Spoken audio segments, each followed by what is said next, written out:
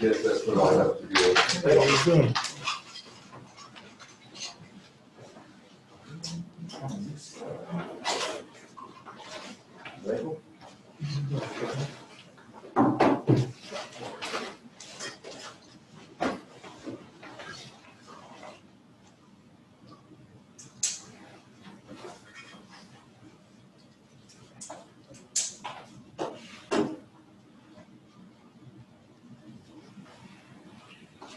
Got tired of being in the middle, Bill? Yeah.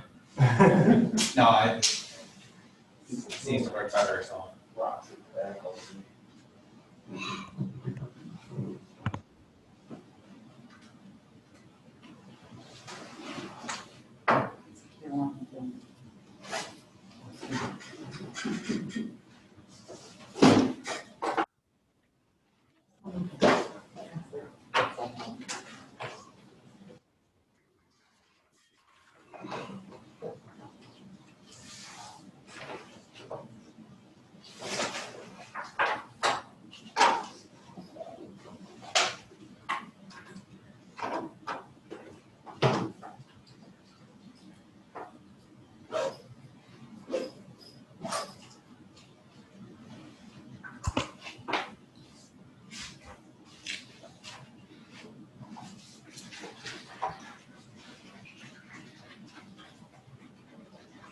All right, I am going to call the November 23rd Village Board meeting, Village Cross Plains Board meeting to order. Roll call, please. President Jay Leinfeld, Here. trustee Kevin Ducis, Here. trustee Michael Popkowski, Here. trustee Judy Kettlebolder, trustee Bill Procius. Here.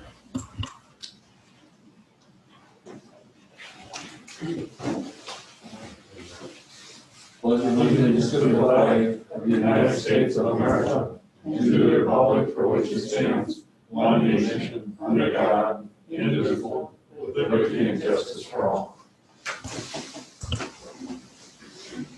All right, we're at the public comment section. This is an opportunity for anyone to address the village board on any issue. Please observe the time limit of 3 minutes. While the village board encourages input from residents, it may not discuss or act on any issue that is not duly noticed on the agenda.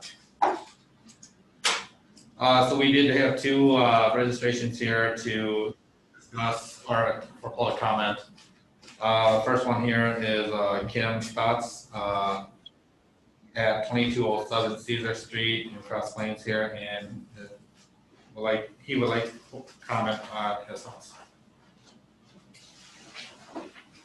What are you gonna say? What do I gotta do? Oh, you can stand right there and then speak your comment. I just want to put an addition on my house, Okay. and it's there already. I didn't hear. What do you want to put on your house? I'm gonna put an addition on my house. Oh, okay. And the yellow letters, or the yellow, it's there already. It's as a porch. I just want to enclose it. Okay.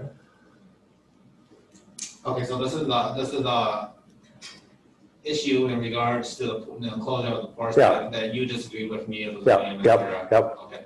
So that actually, if you want to ask for a variance, needs to go to the plan commission, or, need to go to the Board of Zoning Appeals.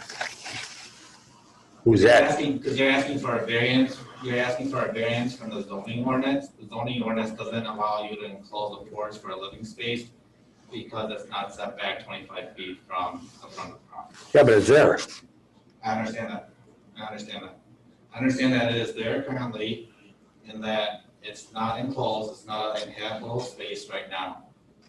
When you enclose it, you intend to have a living room and a bathroom there that becomes an enclosed livable space that intrudes within. More taxes for you guys.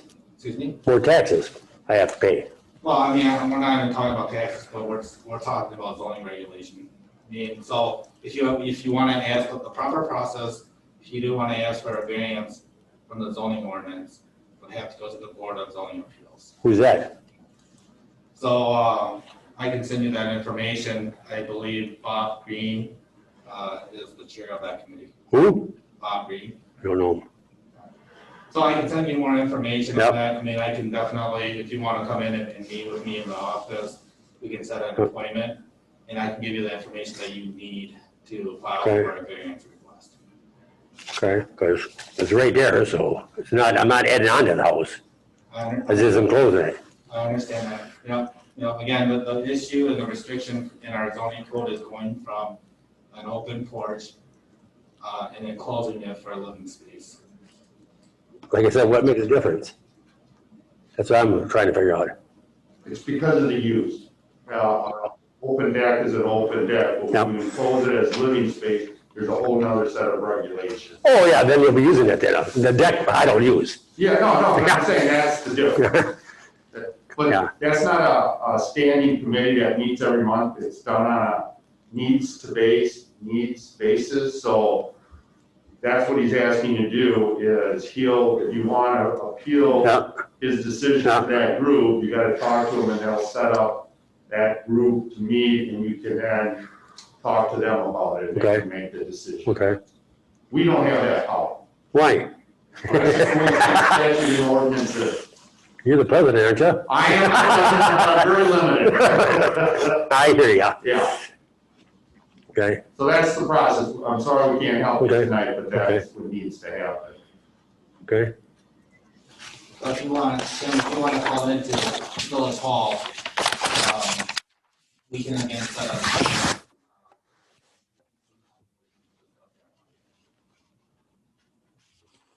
I want the blueprint, huh? Do you want that now? Because you made what, how many copies? There's kind of right there. Tons of them, tons of copies, so you can have this copy. I mean, yeah, I can do the copy.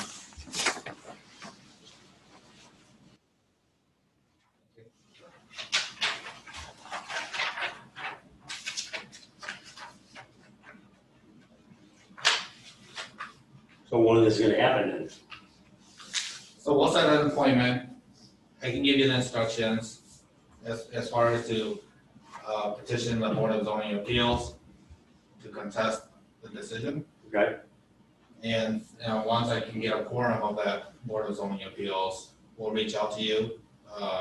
Since it's a variance, there needs to be a public notice.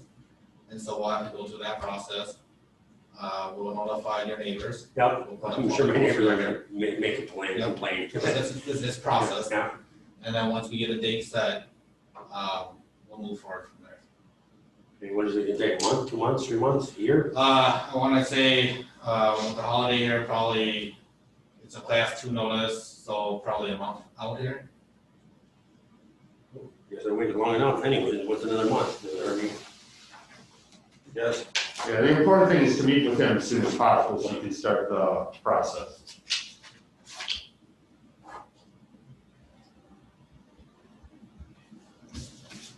So you just got Thanksgiving, so. Yep, can I get, you write your phone number on here for that? 608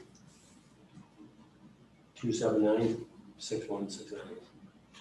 Okay, I'll give you a call tomorrow, how about that? Okay, sounds good. If I don't answer, just leave a message. Yep, we'll do. I'll get back to you. So I guess we're done, Ollie. Okay. All right, thank you. See you later. Thank you. All right, what's next? Okay, we do have another registration here. Chris Gavin at 2817 Brewery Road. Would like to comment on developments upstream of Brewery Creek. Chris, go ahead and unmute yourself and you're on.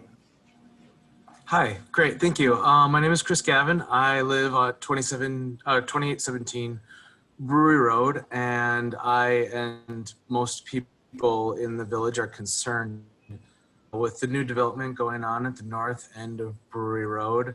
My understanding is that there's a little bit of a back and forth going on with regards to the annexation of Brewery Road as it goes up the hill towards the new development. And I just wanted to flag the concerns of myself and my neighbors with regards to stormwater mitigation and making sure that that is on the board's mind as they make decisions with regards to whether or not the new development is going to be linked up to the village through the roadway.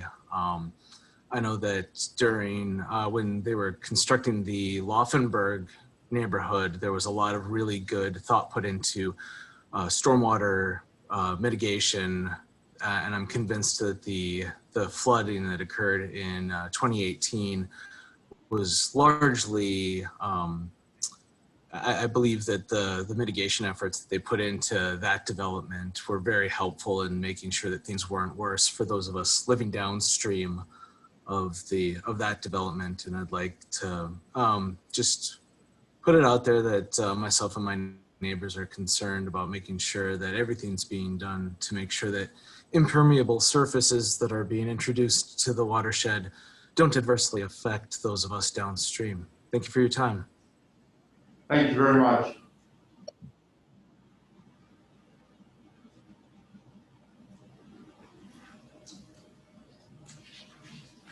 And that's all that we have for registered comments. All right. We will go to the consent agenda. Upon request of any trustee, any item may be removed from the consent agenda for separate consideration under general business. I'll make a motion to pass the consent agenda. I'll second. All right, I have a motion and a second to pass the consent agenda. Any discussion? All right, hearing none. All in favor, say aye. Aye. All opposed, same. We're at report of village officer. I have nothing to report than what's already on the agenda for tonight. Judy, for vice president. We really don't have a lot to report, except for this is supposed to be the weekend of shop local. So I hope everybody remembers to shop as much local as they can. Get lots of businesses in town. That's it. All right, thank you. Any other trustee? Bill? I just want to say the playground is done over on Hillebrand. And it has been, I've never seen more kids in one playground every single day since that playground has been open. So thanks to Park and Recs to getting that thing done, and it is really a big hit in the village. So thanks for that. Okay, Kevin? I just want to report that trustees Brochus, Holmkowski, and I did participate with Sheriff Tony Ruska in a police simulation exercise last week. And I appreciate the police department inviting us, and I'm happy that both of you guys and I participated. I learned a lot, and it was valuable, and I have a couple of wells to prove. Yeah. Good, that's great. Michael? I just want to say that the Sustainability Committee had their public input session for the plan that we're putting together. We had one participant from the community come in and listen, but she was full of ideas, and we bounced a lot of questions off her, and she was very knowledgeable about sustainability, and it was very productive. Even with just the one person, it was excellent. She provided a lot of input. Good. All right, well, thank you. Village administrator / clerk. Okay, so I just wanted to follow up on the election, since we have not met since that time on November 3rd. I want to throw out some numbers here. So out of the 1,880 absentee ballots that the village issued, 1,826 absentee ballots were returned. Of the 2,952 voting age persons, in the village of Cross Plains as provided by the Wisconsin Department of Administration. 2,598 voted. And so we had approximately an 88% voter turnout for this election. I did have the joys of spending my weekend at the recount at Monona Terrace, and our numbers were right on. We did not have any changes from the community. And so with that being said, we are looking forward to the spring election. And it is a local election. So for those of you that are up, I have nomination paperwork here for you to take with you. And then just give me a call. We can set up an appointment for you to come in and I can notarize the papers or you can drop them off. They are also available at Village Hall and will be available online for any members of the public that would. That is all that I have. All right, thank you. All right, other reports, I have Mike Jackson, is he on? Yes, Mike Jackson is on. Mike, go ahead. All right, can you hear me? Yeah. All right, great. Yeah, well, just reflecting on what Bill said, I'd like to say thanks to the village board, obviously, for going forward with that project, the playground at Glacial Valley Park. However, it wasn't just all parks. I do have to give props to the public facilities crew and also public facilities director, Jerry Gray. But more importantly, probably some of his staff and or workers, Logan Hormig, Matt Cooey, and Travis Peralta. Those three, along with the most important one for me, Dane Ziegler, our park maintenance worker, made this all possible. They worked hand in hand, picking up for each other where others weren't as strong. It was just kind of an amazing feat to see as the project came to a whole. As it took everybody to get it to its point of opening for the community.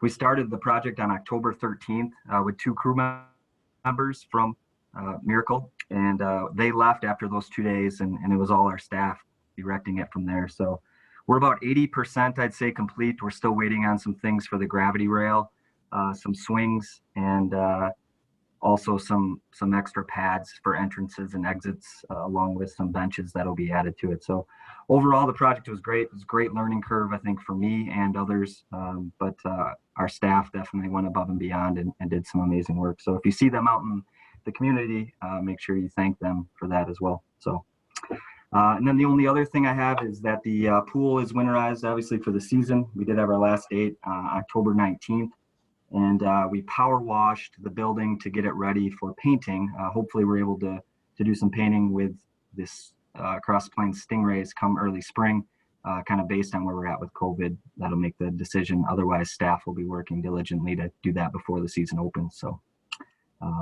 and then lastly here, we were one of the communities chosen by Santa. I don't know if you guys have seen the newsletter or been able to drive out on Bourbon Road, but Santa chose Cross Plains kids, that the kids are able to put letters in the mailbox outside our building or outside the club, and Santa will send back letters to them over the next next 6 weeks or so. So if you have children or others out there, make sure that they see the Santa's mailbox and get the word out to them. So, any questions? Doesn't look like anybody has any questions, Mike, thank you.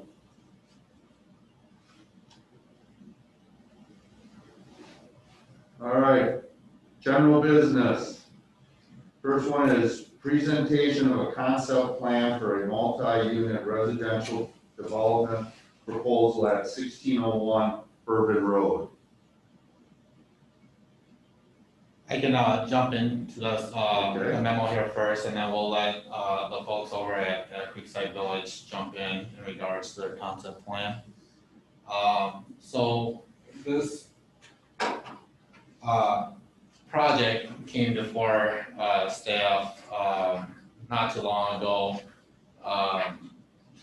There was a change in the environmental corridor along Bourbon Road that really kind of kicked us off, in that the property 1601 Bourbon Road, which is next to the fire station, has approximately 2.5 acres in the old environmental corridor, had almost half that lot covered in what was the old environmental corridor. CARP seeded, the capital area region planning commission did amend that map along with a series of other properties along Bourbon Road. And so the subject of this property for development arose again. Since that time, the developer Creekside Village has been in discussion and has submitted their application to rezone the property to general development with a base layer or a base zoning of multi-residential.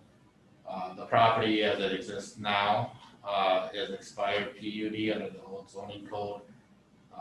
The property itself was brought in with the village, into the village with the fire station, and at that time had indeed had a general development plan. Our zoning code states that if a general development plan is not implemented, or a building permit is not pulled out for it, that general development plan expires. As a requirement for the application that the developer intends to submit to WIDA for financing for this project, they require that the village provide a letter to them stating that permissive zoning is in place. And so in review with Mike Slavny, our village planner, we are of the position that currently as it sits, the property does not have permissive zoning. And so that's why this is before the village board and eventually the village planning commission to make that decision of whether or not to rezone this property. Mike Slavny is on Zoom. Mike, is there anything that you would like to add before we jump into the presentation here? Thank you, Bill. I do have a short comment.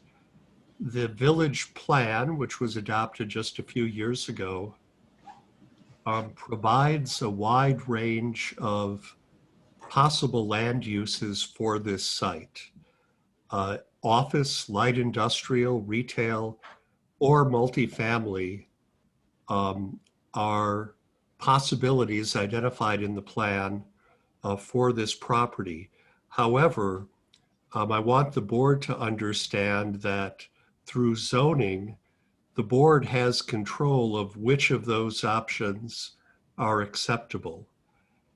So because these possibilities are identified, I want you to understand that you can refuse any of them. If you want to hold out for a land use not proposed tonight, you have the legal right to do so.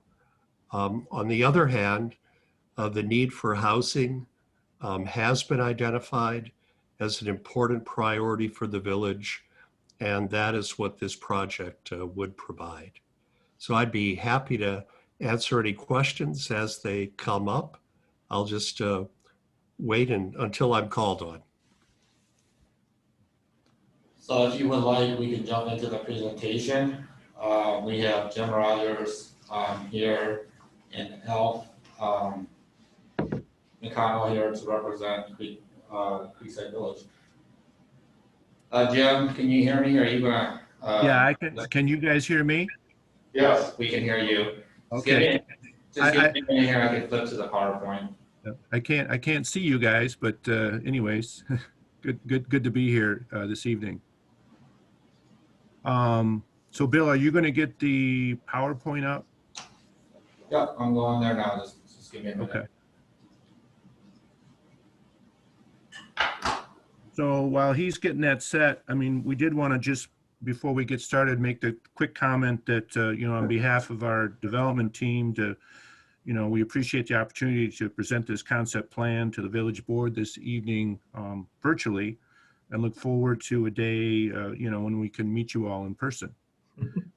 We also wanted to just say thank you to the village board members for agreeing to hold a special board meeting on this proposal on December 8th, where we are seeking approval for permissible zoning ahead of a deadline we face to make an application for low-income housing tax credits that are due to WIDA no later than December 11th, 2020. So Bill, if you can go to, I guess, really kind of the second slide. Can you see it on the page there? You're on the last slide right now. Oh, hang on.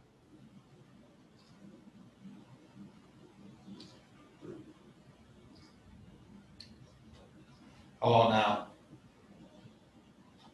So are you, I just need to know, are you advancing the slides or am I? I will be advancing the slides. Okay. So again, our concept plan, so we're at the site that I think everybody knows, 1601 Bourbon Road. We're proposing 47 units in total. Those would be in 2 buildings. One would be 40 units. That would be an age-restricted 55-plus building. And the second building would be 7 units, 3-bedroom townhome units. And then again, this is an affordable housing project, so we will offer a range of affordable rents within those 2 buildings. And as Bill and Mike both discussed, we need several approvals to sort of move forward in a very short period of time. Go ahead and advance the slide, please. So just a real brief introduction, because I know you guys want to try and keep this meeting short. Alf McConnell is the lead developer. Alf's got over 25 years of affordable housing development experience, and he's developed over approximately 500 units of affordable housing in Wisconsin and Illinois. And his projects over the years have enjoyed year in and year out occupancies of greater than 96%, which evidences a quality product viewed by the marketplace as a desirable place to live that provides an excellent value. And for myself, I'm a co-developer on this. My expertise is more related to the financing side. I used to work at WIDA for a long, long time, and I worked in the low-income housing tax credit area as well. And so I bring to the table kind of an expertise related to navigating the application process for low-income housing tax credits. I'm also involved in identifying sites in Madison and Dane County, which is where we're particularly targeting because of the affordable housing funds available in both of those areas. And again, so my role is more related to financing, but also site identification. Then we have Bob Feller here from Canothy and Bruce. He's responsible for the architectural design of the building. And Canothy and Bruce has over 40 years of experience and is an award-winning architecture and design firm in Madison, Wisconsin. And so we look forward to Bob's input thus far on this project, even just to get this concept plan pushed forward in a very short period of time. And then Oprah Corporation, I'll just mention as our management agent. The village board members may not have any awareness of them, but they're a large professional property management firm. They've been around for 30 years, and Alf has enjoyed a relationship with them for 23 years. So they would be the boots on the ground in terms of managing the day-to-day operations within the property. Next slide, please. So as I already mentioned, our group, we're targeting locations in Madison and surrounding communities of Madison, Dane County, within Dane County, because Dane County is a high growth area for the state for employment. We also know that we have aging baby boomers that are also driving increased demand for multifamily housing, and especially affordable multifamily age-restricted housing. And we are almost completed with our market study for this area. And it does show, internally, our report does show a need for affordable senior housing in Cross Plains and the surrounding area. And in terms of this site, we like the site for multifamily. We think it's a good use for the site and will complement the surrounding area. Even though it's located on the north side of Berman, which has been targeted for more business or commercial uses thus far. Within the Cross Plains Comprehensive Plan, as Mike and Bill have alluded to or stated, at least on the future land use map, this site is in an area deemed planned mixed use area, which does allow for multifamily development within the approval process. So again, we believe this site has good linkages to Cross Plains. You can see some of those that I've listed here on the screen, but it's a well-located site. Even just for the townhouse units, they would be close to schools in the area as well. And with that, Bill, you can move on to the next slide, and I will turn this over to Bob. Good evening, all. Thank you for the opportunity to present tonight. The proposed development of Creekside Village Apartments consists of 2 buildings, as Jim had mentioned. The first is a 40-unit, 3-story building with a mixture of 1 and 2 bedroom units. The unit counts are listed in the PowerPoint. The intention is to have at least a 1 car per unit underground parking situation, with also a bike parking for each unit. Located within the apartment building will be a community room, exercise room, and on-site leasing office. These will all be available not only to the apartment, but to the townhouse. The second building, a 7-unit, 2-story townhouse style building, will have its own individual parking garage per unit.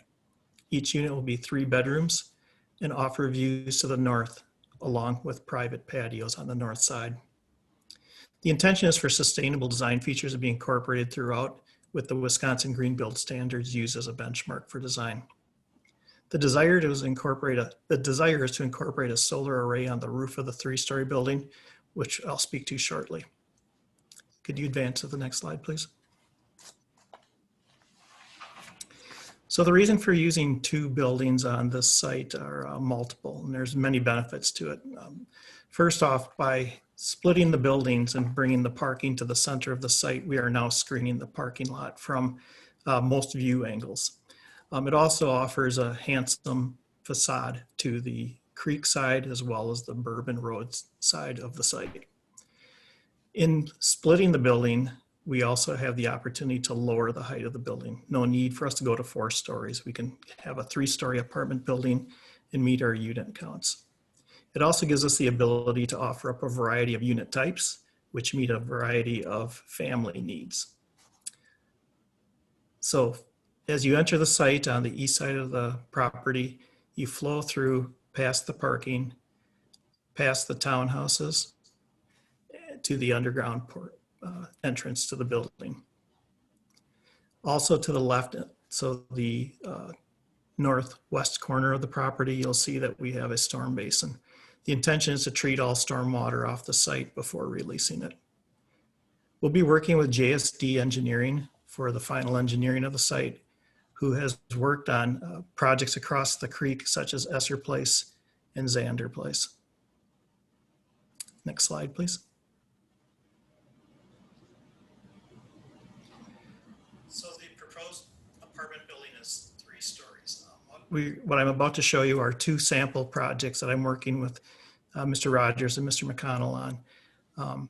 Both located in the area. Both are 4 stories, but again, the intention is that this would be a 3-story building. The purpose of showing you this slide is that I feel this is a great example of how the building can be used and sited such that the parking is screened from the residential side of the adjacent properties. The building will consist of rich materials, ample windows, and a private balcony for each unit. This is a flat roof design, which we are intending to, but the next slide will show you a better solution as to what we're thinking of. Next slide, please. So even though this is also a 4-story building, again, the intention is that it would be a 3-story. This is showing that there is an eyebrow type roof that goes around the perimeter of the building to give it the appearance of a sloped roof, even though it is a flat roof structure. 2 reasons for this: to give it that residential feel, but also to help lower the scale of the building. Additionally, with the solar array, if that is incorporated into the project onto the flat roof, this will serve as a screen to block views of the panels. With that, I'll turn it back over to Jim. Okay. Thanks, Bob. This is just, I'm not gonna spend too much time on this. This is just to give a quick idea of the affordability inside the building footprint in terms of the different income stratas we're trying to meet. So we go everywhere from a 30% unit up to market rate. So next slide, please. So the expected benefits, obviously, you know, you have a vacant site there, currently obviously underutilized. We're offering at least one idea that would maximize the use of this site. Our development budget is approximately 12 million. It would provide needed quality, safe, affordable housing for seniors in the fixed area, along with the family housing on the backside. It would accommodate some Cross Plains growth and preserve other traditional neighborhoods within the village. And the higher density housing will provide added support to local businesses, brings economic stimulus more to the area by further densification. And obviously with that $12 million construction budget, we'll have a higher valuation on that site over time and will increase property taxes to the village. And then last slide, please. So our development timeline is, we do need a permissive zoning letter, as Bill and Mike had discussed. We have it on the agenda or your calendars to meet on December 8th. So we're hopeful that we can have a permissive zoning letter by December 9th. Without that permissive zoning letter, our application can't be submitted for tax credits, and we would have to basically either try again next year for this site because it's an annual application period. You only have a couple of week window every year, and so that closes this year December 11th. And you know, obviously the seller is not going to lock up the site for that period of time.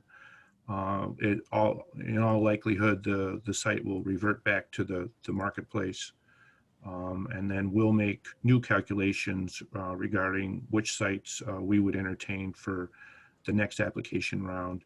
The only other thing I'll say about that is WIDA has scoring criteria that they use to judge sites, and that scoring criteria changes every year. This site, while not a home run, it scores well. And so that's why we're putting in an application for, or trying to put in an application for tax credits. But we will need to secure other sources of soft financing over the next summer if we do get an award of credits, so that our actual development timeline in terms of actually breaking ground and starting construction wouldn't be until the spring of 2022.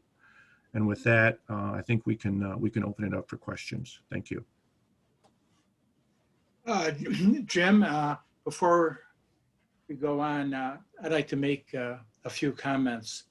Number one, Jim had mentioned that I've been in affordable housing for 25 years, which is correct, but I've been a real estate developer for 40 plus years. I did go to, I might mention Jim was born and raised in Madison, lives there now, spent his life there. So he knows Madison and Dane County very well as Cross Plains. For myself, I went to undergraduate and graduate school at the University of Wisconsin in Madison and lived in Madison at one time. So I have a partiality, a bias towards Dane County. In fact, I lived next door to Sheriff Jack Leslie, who was the Dane County Sheriff back in the late 1960s. Jim mentioned the site scores well. Yes, but unfortunately, there are no guarantees. It's risky.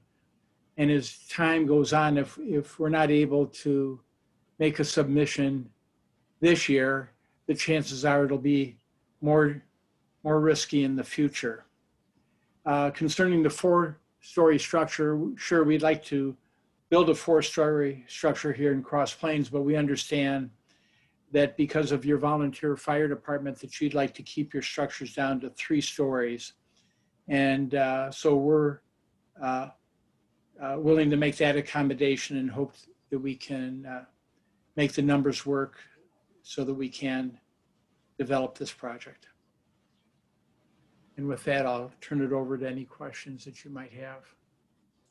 Well, this is Jay Langfeld speaking. I guess I have comments to make more than questions. One, you're not giving us a lot of time, 18 days to make this kind of decision.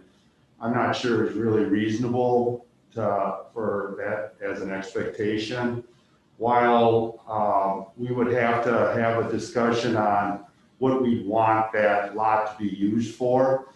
As it was mentioned earlier, that area is commercial, and while we have a number of developments already going for residential, we're starting to emphasize looking at economic development with the business area.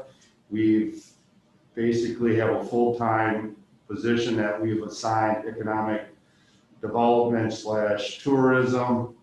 Our plan commission is working on our zoning to see if we can be more business friendly. And this is only one of 2 lots that are open that could be used for commercial. So that alone, I think, will take, I would like to see a lot of discussion.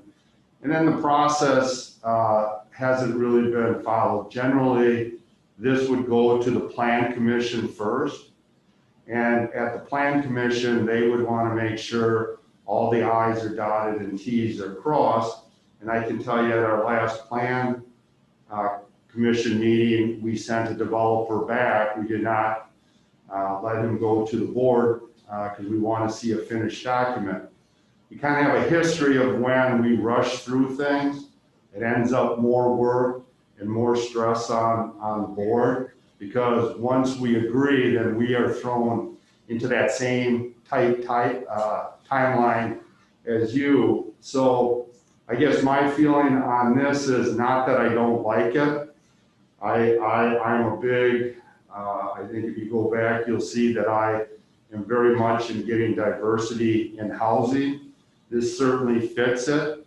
I like how you've got the buildings laid out, but there again, there's all kinds of talking about, do we need more apartment buildings at this time? Do we need parking? There's just so much to discuss that I don't really feel comfortable in trying to go forward with so much unknown. And like I say, I'm kind of on the side right now. I want us to seriously look and make a huge effort at trying to increase our business community or support the businesses we have or expand. So right now I'm very hesitant to give you a commitment on this piece of land right now. But again, that's just my view, but I think the timeline that you've given us is very difficult, and I don't think we've really followed the process that we generally have developers follow. So those I might mention that Alison Connell speaking here, that when we got involved in this project a few months ago, we thought zoning was in place, that everything was fine. And it wasn't until recently we had discussions with Mike and Bill that we discovered that the previous zoning had expired. And we wish we had more time, because there's a tremendous amount of work and money to be expended between now and application, and then between application and if we get tax credits. And so we wish we had more time, but ourselves, but sometimes opportunities, one doesn't have a lot of time, and this was previously zoned as a PUD. One of the advantages of doing residential here is that it encourages seniors and people of no age restriction to stay in Cross Plains versus moving to Madison. And as seniors age in place, they're more likely to shop locally than drive into Madison, as many of the residents of Cross Plains do. So actually, this would be a plus for the business community. Of course, as we've discovered in recent years, retail has gone down substantially. People tend to order online, whereas seniors will tend to walk to local establishments and patronize those businesses.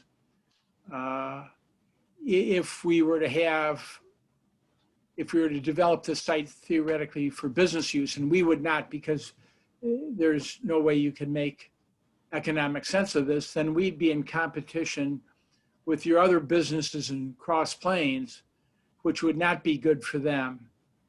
It's that old expression, profits breed competition, excess profits breed ruinous competition. And so whether you have a few days, a few weeks, a few months, or a few years to analyze this, the conclusion is going to be that, in my opinion, you would rather have this sort of development rather than a business development at this site. Jim, do you have any comments on this, or Bob? I don't disagree with the comments you just stated. I think, you know, we're certainly sensitive and understand the issue made with the timing. That wasn't something that we planned on. You know, I had knowledge of this site for sale over a year ago. I know that it had been tied up, I think last year or maybe slightly before that. And then that development team discovered the environmental corridor issue. And so they basically disbanded the offer. And then the property wasn't listed for sale for a while. And then, you know, again, the environmental corridor issue was rectified in late September of this year. And then we spent the month of October trying to get the land under contract. And when we got the land under contract, you know, that was when we discovered that the zoning that we thought was in place wasn't in place, and that's to nobody's fault. And so now we're just, you know, we're presenting an idea, an opportunity, something to think about for this site. We think it's a good fit. We think it's a benefit to the community. But as well, you guys live and breathe there, work there on a daily basis, and obviously have lots of other concerns and reasons why maybe it won't. And we'll accept that and move on. But my only other comment is that we've already incurred a fair amount of cost already just to get this far. So we're committed to trying to bring affordable housing there. We're committed to bring this opportunity forward. And we've proven that by the fact that we've run hard to get to this point. And so, you know, we don't think that should be necessarily a negative against us, that we're not offering you guys enough time to think about it. We're giving you as much time as frankly as we had. And so again, it's just an idea, it's a concept, it's a proposal for the village to consider. And I think it was only because unknown to us that the zoning had expired, but this was originally planned, contemplated as being a PUD. And this is an opportunity to capitalize, revitalize that zoning. And quite frankly, if we don't do it here this year, as I indicated earlier, the chances of us being able to do this in a year from now with WIDA would be extremely unlikely. At that point, we would probably be moving on with other projects and move those along, and I think our interest in this site would wane. I got Calvin, Bill. Hi there, trustee Thusius here. I agree with President Langfield as far as the timing is terrible. I think we all know that. I'm not a big fan of these last minute efforts, and especially when they involve another board meeting to come in for a single issue. And then also not having time enough to really talk to the residents and hear from them. So those are the issues I have at hand. On the other hand, I've been trying to shoot holes in this since I saw it last Friday, and have not found many. The comprehensive plan clearly calls for affordable housing. We have not met that in the 16 years that I've lived here, and I think this plan goes back about that long too, 12. And I think it's been in there since the inception of the first draft of that plan. This does provide an opportunity, and it's an opportunity that I think another 76 bedrooms or 100, 120 people will help the handful of businesses that we do have downtown. So conceptually speaking, I'm in favor of this concept so far. Timing is terrible. But I have two questions, and I think they're for Bill or Mike, and I just want some clarification at what exactly we need today, December 7th, December 8th. What do we need? What needs to happen from the village standpoint? Because I'm a little bit, it's a little unclear from the memo. At least I'm not understanding it fully. Maybe not clear in the process. So, Bill or Mike, could you guys just please clarify that for me? Sure. Hey, Mike, did you want to take a stab at that, or do you want me to go? Sure, I'll take a first try. What WIDA, the state agency that grants these funding for tax credit projects, is looking for is what they term permissive zoning. So under our planned development process, tonight is the concept plan. Step 1 was the discussion with staff. Step 3, which would be the next meeting on December 8th.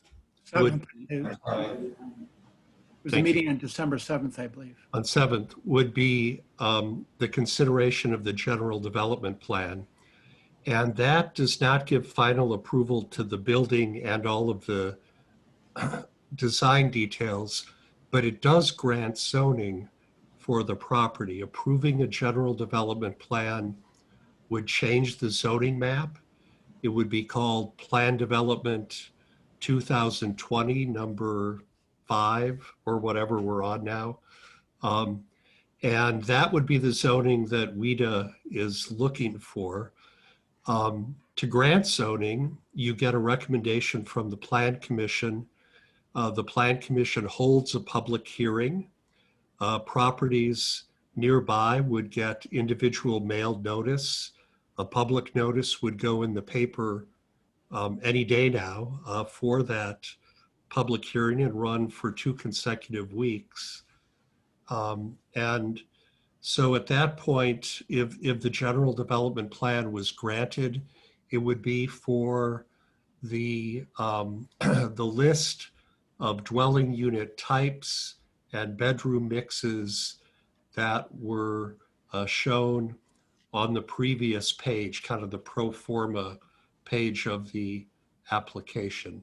So that's where we stand now. Tonight is the conceptual plan, and you're supposed to give them a hot or cold kind of consensus reaction, if that's possible, so they can decide whether to invest substantial amount of money to prepare the details needed for the general development plan application. That's their option. But tonight, there's no final decision. That would only come after the public hearing. Yes, and then the meetings on December 7th and 8th. What we're looking for is a very simple, short letter that basically acknowledges that this site has permissive zoning. And then we'd have many months to work on with the village on the stormwater management plan, on all the details necessary before you would even grant a building permit.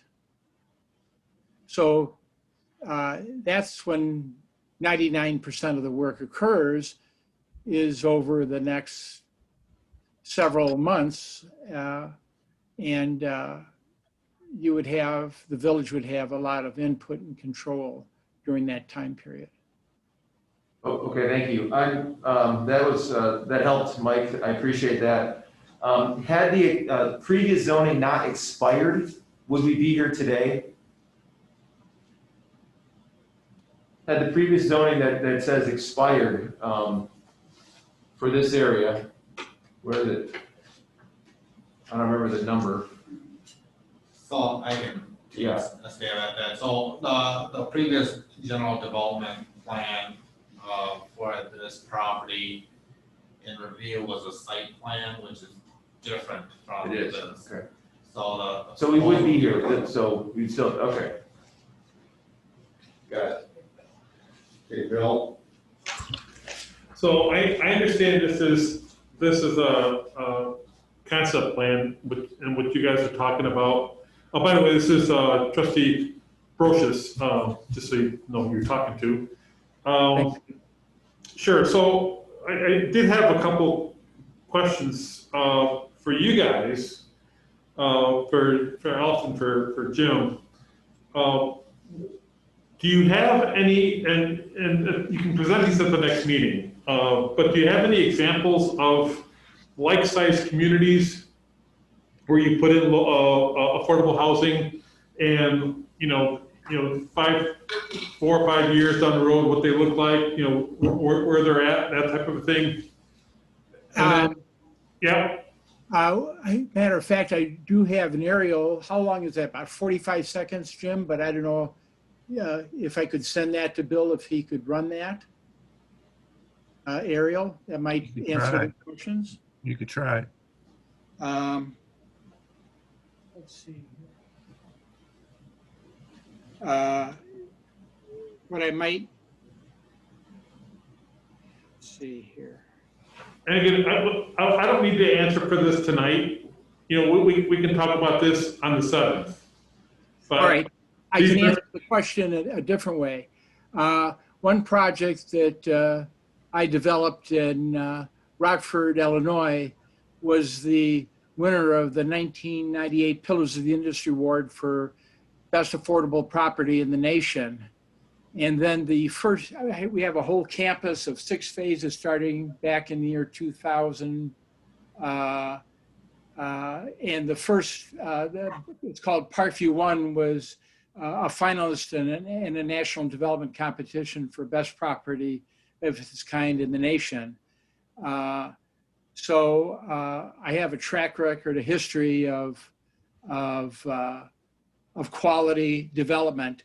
Jim mentioned some properties in Racine County. There's 3 affordable housing for independent seniors, and they're close to 100% leased, 116 units, 3 buildings.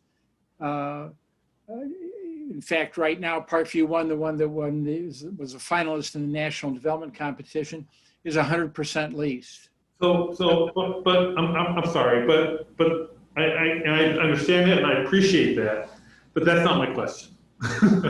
What I'm looking for is this the same type of housing you've done in a community of 3,500 people, 4,000 people?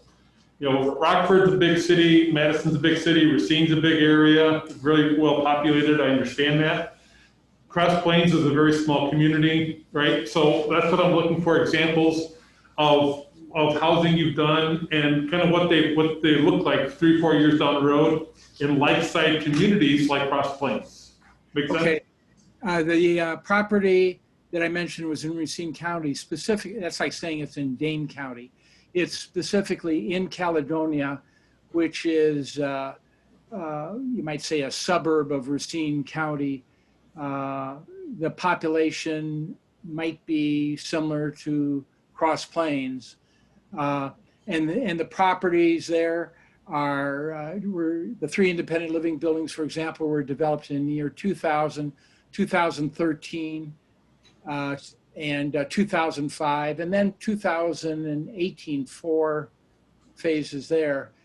They all look spectacular. Even the building that was constructed in the year 2000 looks spectacular.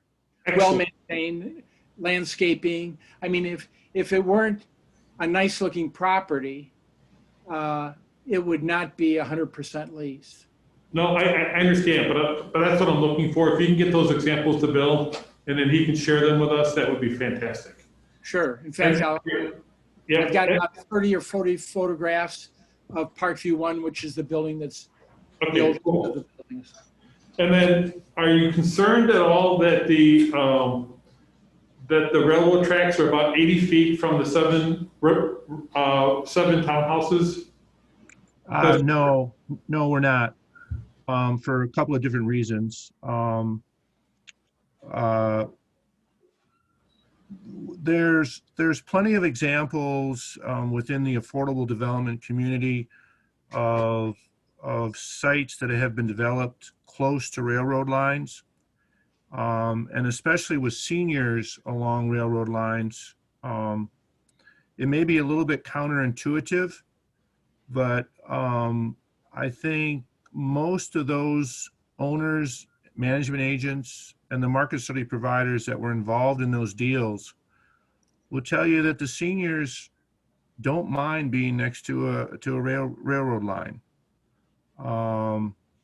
And it's my understanding, and we haven't vetted this yet fully, but it was my understanding that that line is not a very active line.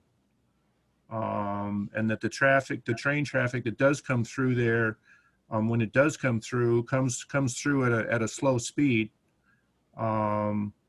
So, yeah, we don't see it as a concern. We don't see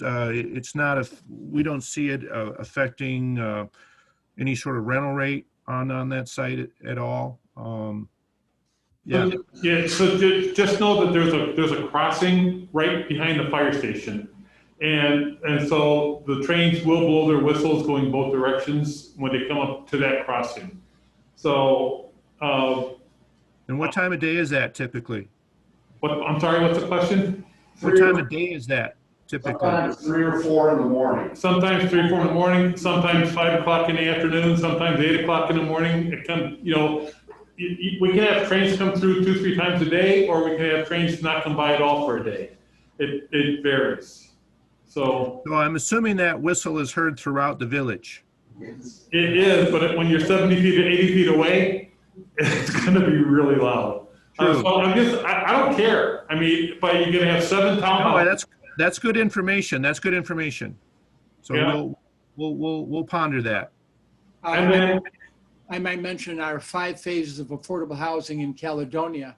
There are railroad tracks, the equivalent of a couple of few blocks to the west. And I've spent the night there. I kind of like the sound of a train at night, or even during the daytime. We'll make it a condition of occupancy to just to rent to people that are hard of hearing. And then, are you worried about that there's no public transportation in Cross Plains? No, I mean, that's just I mean, the folks that live out there know that. That's part of that's part of living in that area. There is a senior center down the road. Yep. So it's a good fit for that.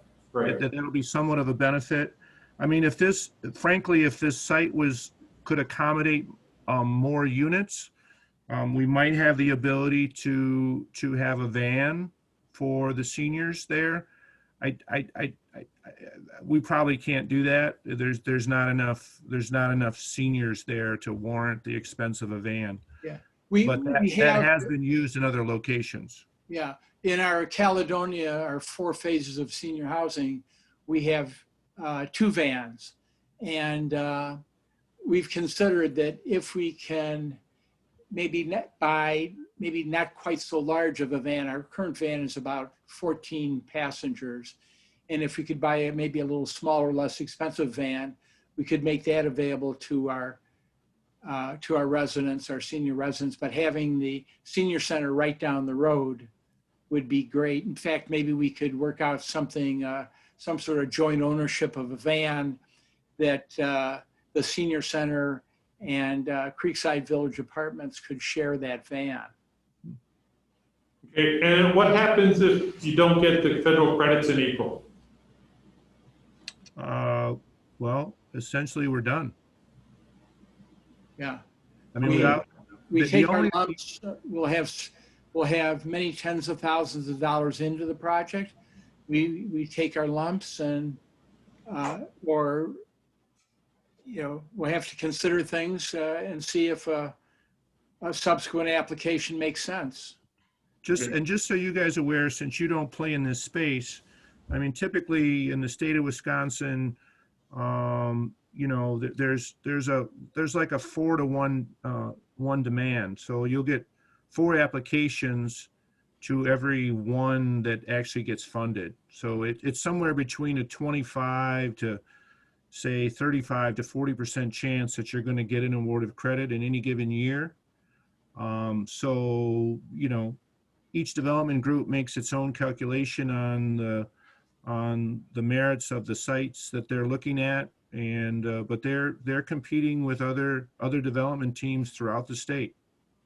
Yeah, that was pretty much all my questions, Jay. I'm sorry, what? Does anybody else have a question? Okay, Judy. So this is Judy Kettlebeater, trustee Kettlebeater. So when you said if you don't, what happens if we would go ahead with this project, but then you wouldn't get that grant? Then what would you do from WIDA? I had a little trouble hearing. Are you saying if you guys approved zoning and then we didn't get credits? Right.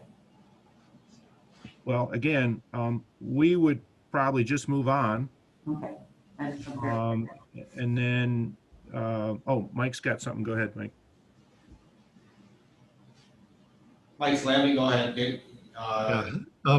That's a great question. So the zoning district would be out there for that project, just this project. Not necessarily just these developers, but just that project, unless the property owner requested that it revert back to a zoning district. So the zoning application is not specific to a particular developer and would remain in place in case this group of developers wanted to reapply, or on the off chance that another developer came in and wanted to submit for the same project. But it is not general multifamily zoning. It would only be zoning for this project. Thank you. All right, this is Jay Langfeld again. I got a couple more questions. On your 55 plus, if you're unable, when you do your WIDA application, are you going to put that it's 55 plus and it can't be used for anything else? Or is there an escape clause that if you can't find enough renters, it then opens up to any age? So to be a 55 plus development, age restricted, you know, we target certainly that 100% of those units would remain age restricted. And Alf's development history on certainly his senior stuff, that has been maintained. Let's go to the worst case scenario where we are not able to find or fill all those units with seniors age 55 plus. We could move down to 80% of the units could retain age restriction, and we could rent 20% of those units to individuals younger than 55 and still retain our age restriction criteria. That's a fair housing requirement or fair housing rule. But if we went below that 80-20 mix, then you lose your age restriction status. So I can't foresee a situation where we would do that, but I mean, the other thing is the demographics is all favoring senior housing at this point. With the aging baby boomers, it's the simple math that there's just a cohort that's getting older, and many of them need affordable housing, and so I'm struggling to believe that we would run into a situation where we wouldn't be able to fill the units, especially when we're offering, you know, more affordable rents, which would be a discount to the market. Then you would tend to again draw more demand for those units within that marketplace. Even though Cross Plains is a small market, it's not just drawing from Cross Plains. It's probably drawing from Black Earth. It's drawing from Mazomanie. It's drawing from areas of the western side of Middleton. Yeah. So again, anyways, to answer the short answer to your question is it's possible to drop it down. I can't fathom that we would envision a business plan that would require us to do that. For our 3 phases of senior housing in Caledonia, adding up to 216 units, we have a list of people for 100 apartments, a waiting list for 100 apartments. Maybe Mike, you could speak to the demand or lack of demand of senior housing in. I don't need that. I just wanted to know if your application required you to do this and that you would have to follow getting the amount of money to do senior housing versus it's a general pot of affordable housing. So we don't need to go into a market analysis. I understand the population's aging. I just want to make sure that when you put on here that the 40 units are going for 55 plus, that's what they're going for, and that there is a financial tie to having that versus this is what we kind of want to do, but we have this flexibility. So that's what I just want to make. It sounds like you can drop 20%. It's basically 80%, 55 otherwise. It sounds like you wouldn't qualify, but the question follow-up would be, do you then make an adjustment to your WIDA application, or is it a solid line somewhere where you have to stay in that housing or pay some type of penalty to move into a different category? Yeah, I'm trying to think within the scoring categories. I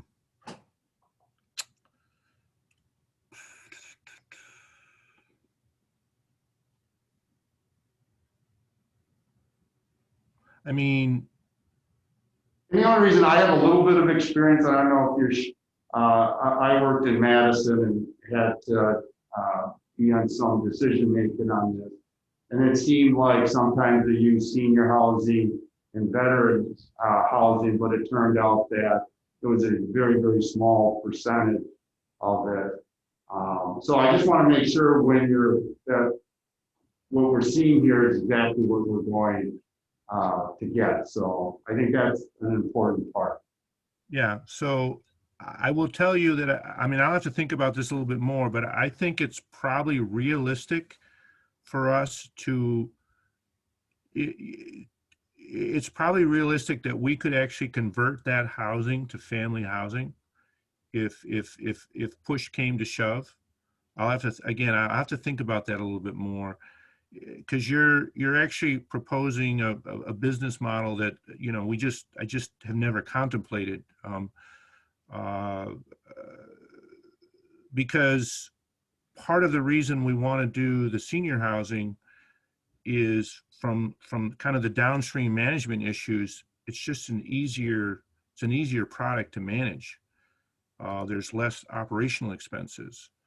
You know, it's just an easier product. So that's part of the business model as well, that, you know, we want to, you know, there's less wear and tear. Financially, those apartment buildings perform a little bit better because of the less operational expenses. So there is sort of a monetary calculation as well on just sort of the, you know, financial benefits of having the seniors there, as opposed to more family units, which tends to get more wear and tear, and, you know, you have more upkeep and those types of costs. Within the building, the seniors are going to tend to want to live with other seniors. So there's definitely going to be an incentive for the more seniors that live there, the more seniors will want to live there. Yeah, I certainly agree with both those comments. It's just, I know that the number one thing you want to do is rent the units out. So the question is, how long are you going to sit on, let's say, 20 units if you can't rent them? And it has been my experience that it's not as tight in WIDA that you can modify that and not have to stay to what is natural, which is actually been necessarily proposed. And do you end up keeping these buildings long-term, or do you generally sell? If you answer that. Yeah, we generally keep them. We do sell the tax credits to raise the equity in order to raise the capital to make the construction of a project like this possible. But then we typically buy out the tax credit investor at some point and continue to retain ownership. That's our typical model. Okay, thank you. Anybody else have any questions? No.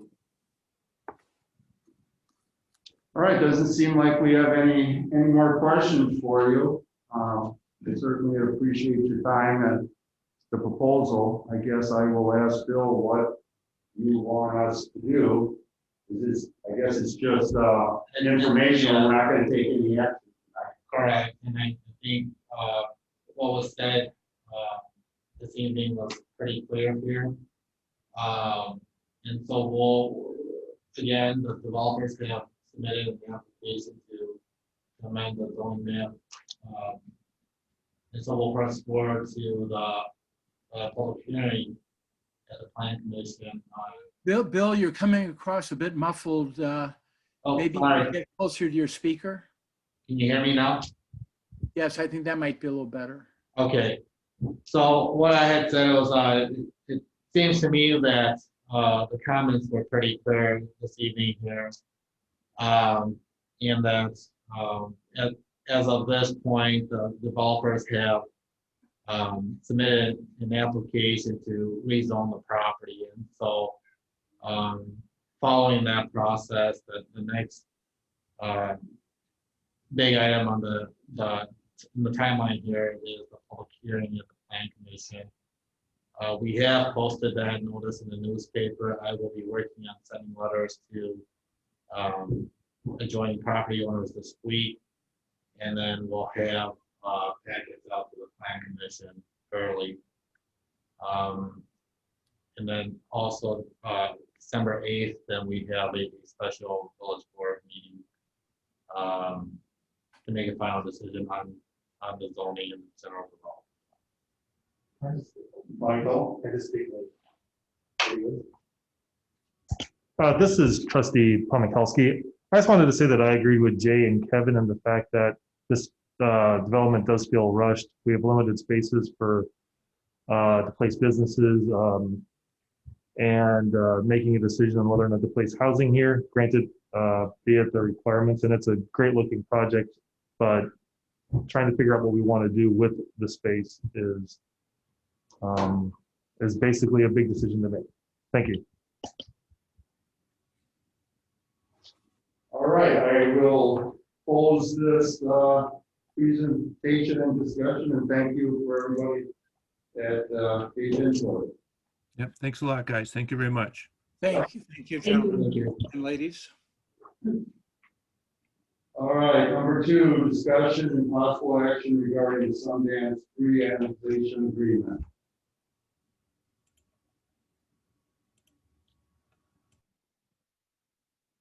I am just going, give me a second here, I'm just gonna get to the attachment.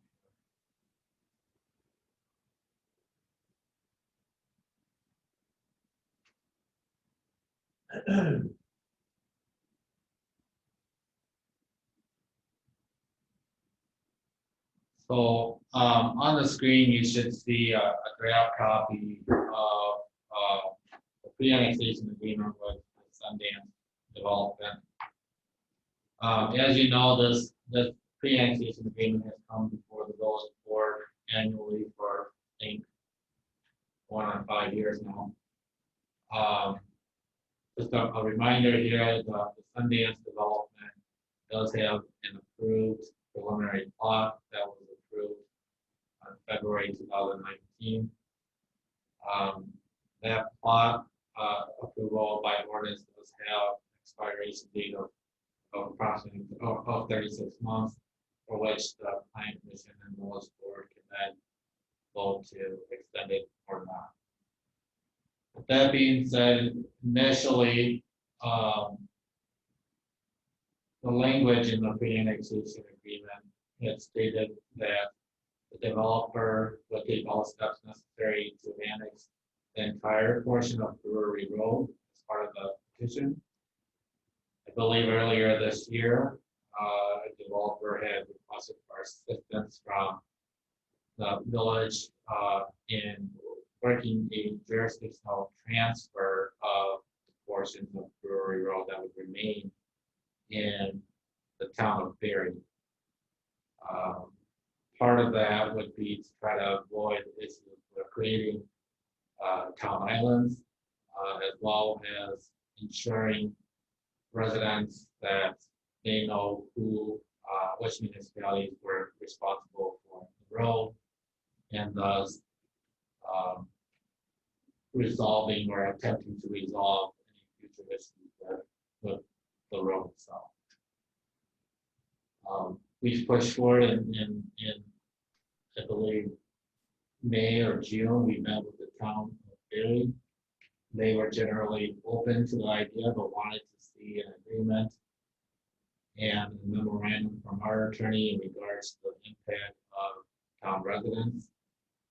And because of COVID and other things that have transpired since then, and how busy our schedules were, we haven't gotten to that point yet. We do have an agreement prepared along with exhibits to present to the town of Berry as the next step. So this agreement does expire at the end of the year. The timeline for this agreement is not necessarily in line with the plot, nor is it in line with the issue of jurisdiction transfer to growth, and therefore the developer is asking for another year extension of this agreement. Can I just clarify? I thought it was the final plot that was approved in February of 2019, not the preliminary. It wasn't preliminary. Yeah, it's just the preliminary. We haven't done a final plot on this. Because you can't get all the pieces for the road. Yeah. No, I would have swore I was at the meeting where it was approved in that February. That was the preliminary plan, because at that meeting, a lot of variances were granted. That was the preliminary plan, but I believe this one was granted a lot of variances Okay, if we could just double check, if that's it, that's great. That is, it's the preliminary plot, we confirmed that in the minutes. Just one quick reference here in item F, where there's a typo here, it should be 2021. I mean, that is on the hard copy. Keel Adopoulos is on Zoom with us. We have Mike Slavy and also Jerry Terry, who has been a part of this process. If any of you would like to speak on this matter, that would be the time to do so. Judy? Judy here. So if this is a preliminary, can we change things in it then? Yes. Even if we would approve this, if it's just still a preliminary, can like adding the dog park back in, is what I'm thinking, something like that. Can we change things if we say yes tonight? Mike, Mike Slavy, I'll let you answer that. Well, I think it's important to recognize that recent changes to Wisconsin law say that with an approved preliminary plat, if the final plat comes in looking the same, it has to be approved by the village. So, in terms of the design of the subdivision, those decisions have already been approved to a great extent. So we're quite a ways along in the review requirements for this project. What hasn't occurred is annexation. And of course, we can't approve a final plat if the property isn't within the village boundaries. But in terms of subdivision design, we've already granted vested rights in terms of the design of the project.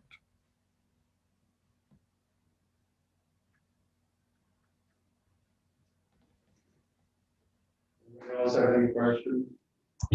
Kevin? Yeah, Mike, a quick question to follow up on that. Are you certain that the new state statute would actually pertain to a preliminary plat passed before the state statute went into effect?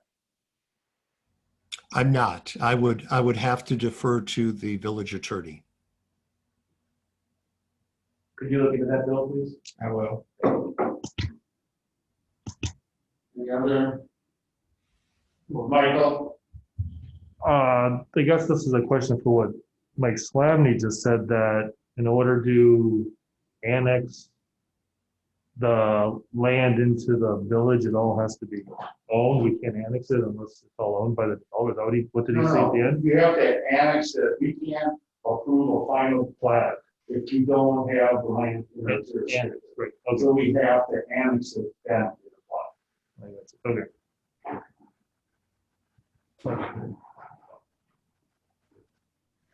Bill?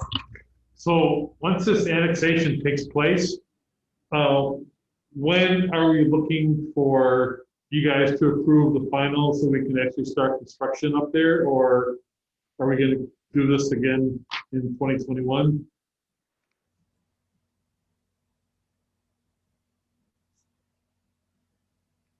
So I think I can take a stab at answering that. So the 36-month countdown starts February 2009.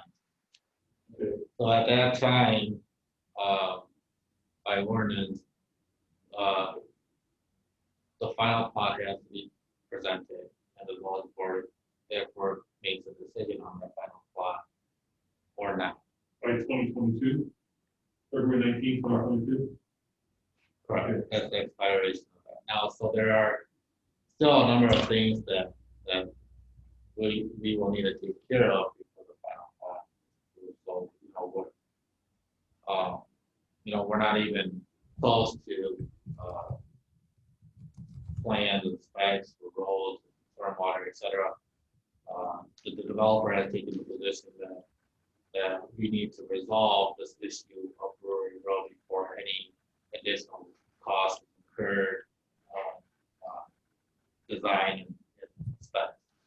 And so that's why the project is stalled at this point. So there is a lot of before annexation. Okay.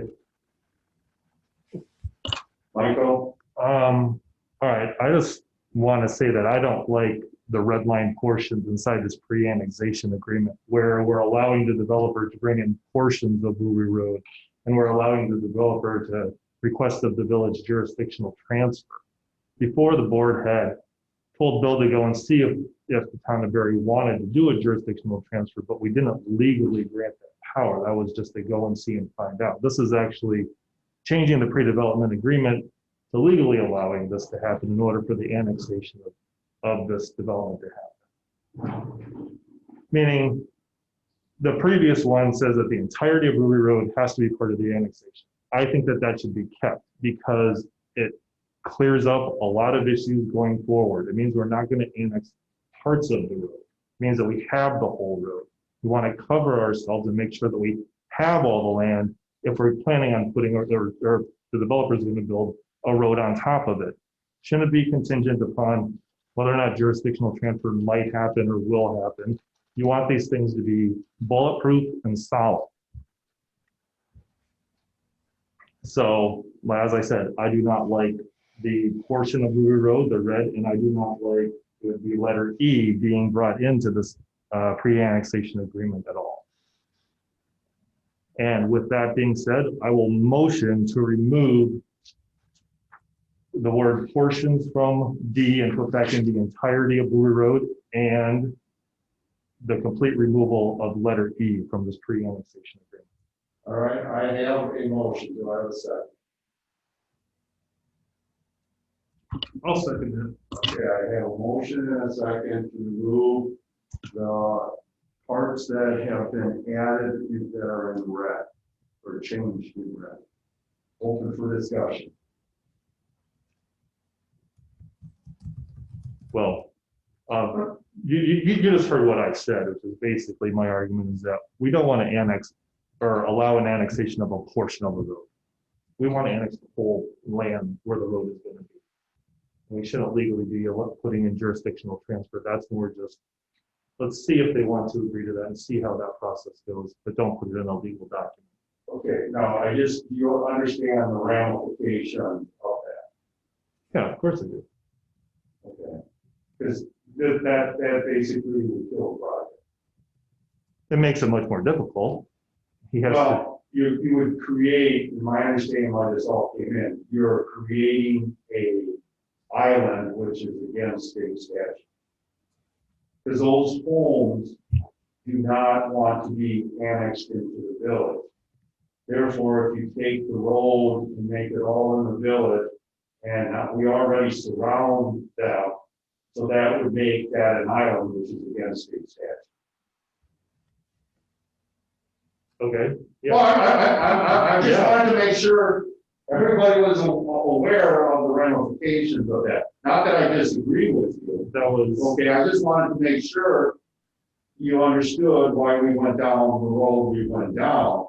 But like I say, it's not. Don't get me wrong. I'm not disagreeing. I don't have a problem with this development just all across the board on a lot of the issues that have made it, I think, difficult. And clearly, with all the changes that needed to happen and variances, does it really need? And my biggest hang up is not taking the municipal water. And I think we'll end up paying a huge price. But I just wanted to make sure when we vote that everybody knows what we're doing. Any other comments? But we have gone through this discussion in the past. We've had this exact discussion when we talked about this back several months ago, back in June timeframe, right? No, well, you gave permission to go into the town of Berry. The last time we discussed this topic was last year at this time. When we ended up extending it. Yeah, can I just make it? Yeah, go ahead. So last year at this time, the village board approved this annexation agreement without the right. Right. Earlier this year, the village board approved me to work outside of this pre-annexation agreement to go to the town of Gary to discuss jurisdiction. Therefore, that's why we're here today at the extension point. That's why that information or that wording has been added in there to continue to work outside of that in hopes to resolve this annexation issue and the base of Cow Island. So, What does staff recommend? so staff will recommend this course of action. That's what we have it there now. Okay. This language was created by me and reviewed by the village attorney. Okay. So this does reflect currently our course of action. And so if the village board would like to direct us in a different direction, we're all ears. All right, Michael. I'm said Bill can continue without this wording in here. Bill can still continue to work on jurisdictional transfer. It's not required for the wording to be in this document for him to continue to do that because he was working on it without this wording in this document. I don't understand. Just to clarify, so you've been working on it with this one of you. Have they not been very receptive? That's kind of calling it that one? Well, no, so the last time that we spoken to the town of Berry was probably June, May or June, I can't remember now, but it was after COVID, after they've allowed meetings. Since that time, the ball has actually been in our court here to try to get an agreement as they have requested to them for review. Along with that, they had requested a memo from our village attorney explaining the impact on town residents. So that was a major issue. We just haven't had the time to create the documents needed and prepare to have a second meeting with the town. This is a sort of lesson. But if Henry said this correctly, if we would only own half the road, as far as common goes, how do you do that? Like, would we stop halfway down the road or how would it work? Like, That's what we do now. that's what we do now. We pick up the plow and we only plow. They would do their half the I just, yeah, I feel like we've addressed this issue earlier this year. It's not a pretty issue. And I see what is now new E, developers shall take all necessary steps, is actually being more of an onus on the developer to take those steps in order for us to complete the process. And so I guess ICE is putting the pressure or the responsibility of those steps squarely in that of the development. And I guess, D portion of Brewer Road, if it was the entirety, it wouldn't need E, right? So that's where I see it. Michael? I'll address that. I mean, just because he says the developer shall take steps, that means talks to the village and says, hey, will you check this out? And that's the step that the developer took. It basically is what that means. What he means. He asked the village to do it for him. It is a change. It's a major change because one was annexation, one is now transfer. They're a little different. But one is basically saying it's still in the town of Gary, but we will take responsibility for plowing it and maintaining it. Or the other one says it's a village street. This would be one of the first cases, or the only case I'm aware of in the village, that we don't have ownership of the road, but we have responsibility. So there is a difference. I understand that, but I'm wondering what is different between what we said earlier this year and what's in this agreement. What is changing now? I think the change, the change is we have not, what we agreed to allow Bill to do has not been brought back where we've approved the end product. This is kind of inferring that the end product is there. Okay. That's personally where I see the difference. We made the approval for them to work it out. It hasn't been brought back because Bill, like you said, we have to done our response to Barry. So we haven't approved it, but now it's in the agreement. So to me, there is a difference. Any other comments? So we have a motion and a second. We've discussed it. Let's do a roll call vote. Trustee Brumfield? No. Trustee Calhoun,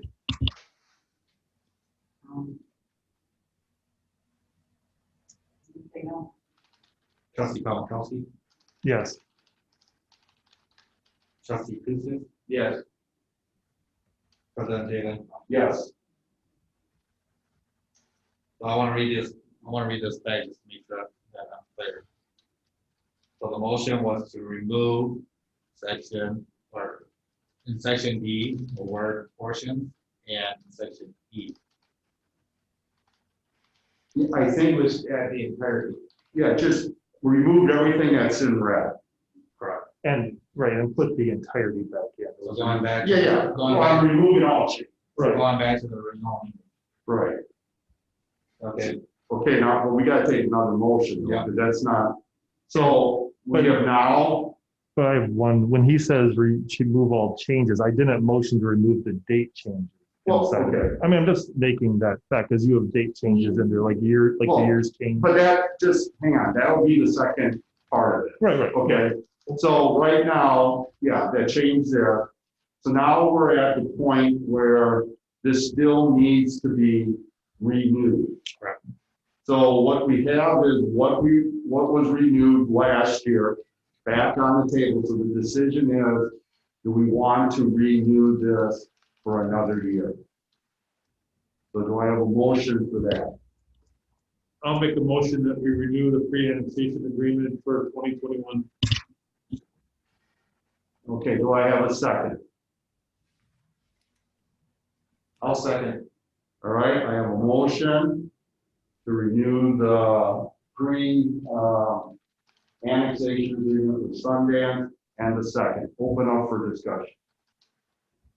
Kevin? I just want to state that, really the only reason that I would vote yes on this is because it was in the village's court since May or June. I mean, I feel like. But here's my thing. How many times, I guess, how long are we willing to continue? I guess I need to know when's the end date. I mean, this is gonna be what, maybe the third time we're renewing it? I'm just saying, okay, Kevin, We have an end date of February 2022, 36 months from when we approve the preliminary plat, that we either have to say yes or no. So there is one end date. oh, okay. So you're tying this to the preliminary plat? I am not, state statute is. No, I, Bill, but so by ordinance, there's a requirement to, by ordinance, there's a deadline after the preliminary plat. understand, but That's one thing. So the pre-annexation agreement is basically a protection for the village. So the pre-annexation agreement states that any cost associated that the village has with pre-development and absence to eventually get the property in the village is paid by the village. That's what the I understand, but this document is not, it's an independent document from the preliminary plat. Yeah, they're not tied. I just want to make sure, well, you were saying that deadline for the preliminary plat is for this. That's not the case. I just want to make sure you're clear on it. Well, I think they need to be in line with it. We need to have the pre-annexation, the annexation has to happen. We just talked about this, the annexation has to happen prior to them moving forward with development. So does the final plat. All those things come in line, you know. Right. So if we cut this off at now, then we're done. Then we don't get to the point of any even visiting. I think that the pushing this to the end of 21 pushes them up to the point where, hey, they need to do something by the end of 21. I will, if I'm still here, I will not approve it at the end of 21, a new 2022 pre-annexation. I think we should have been to this because it ended up in our court in June or May. I think we need to do what we said we would do back then in order to take the next step. Otherwise, I think we're being disingenuous. That's the only reason I would vote yes. Otherwise, I agree with you. This has been like several years. We're all getting sick of seeing it. Yeah, that's why I'm thinking, to me, I'm the opposite. I want to see the preliminary plat done, you know, and move forward and then go with annexation. But like I say, again, this is one of those things where it's creating work for village staff that really shouldn't be. I mean, we really shouldn't be carrying the water on this, right? It's not our development. So that's the only reason why I have some concern that it keeps falling on the village to move it forward. And I just, like I say, the developers are making good money on this. They do help the village with having housing for us and everything, but, you know, we gotta wait. So I'm fine with that, but I just want to make sure that people are clear that they're independent documents, they're not tied to each other. Direct, indirectly, absolutely. It says, app developer shall the final plan of the village for consideration by the end of 21. That's really, Yep. They're tied together. So, Right, right, Michael? right. Okay, so even, I'm just gonna say, so even though it says he has to submit a final plat by the end of 2021, we could renew it for another 2 months and make it valid to February of 2022 by extending the pre-development agreement next November again for another 3 months. So that's how you get to the end date of the final plat of the 3-year thing. I guess, I understand what this, so my question is, if this isn't approved, then the village can't recoup any costs from the developer, right? Is that what happens? This is a document that would protect the village, whether or not we'd be able to recoup that. Okay. I suppose sorry, Mayor. Yeah, go ahead. I suppose we could consider any date, it doesn't have to be the end of 21, it could be any date. Whether it's February 22 or whether it's June of 21, it could be any date. But right now, there's a motion on the table for December 31st. So now I want to go back to address what Jay said. He was saying that why does the onus fall on the village to try to do the jurisdictional transfer? And right now that's happening because I wasn't on the board at that time, but you guys said Bill could go and talk to the town of Berry for jurisdictional transfer. There's always an option of this village to rescind that permission, which then frees up Bill's time not pursuing that jurisdictional transfer. Just throwing it out.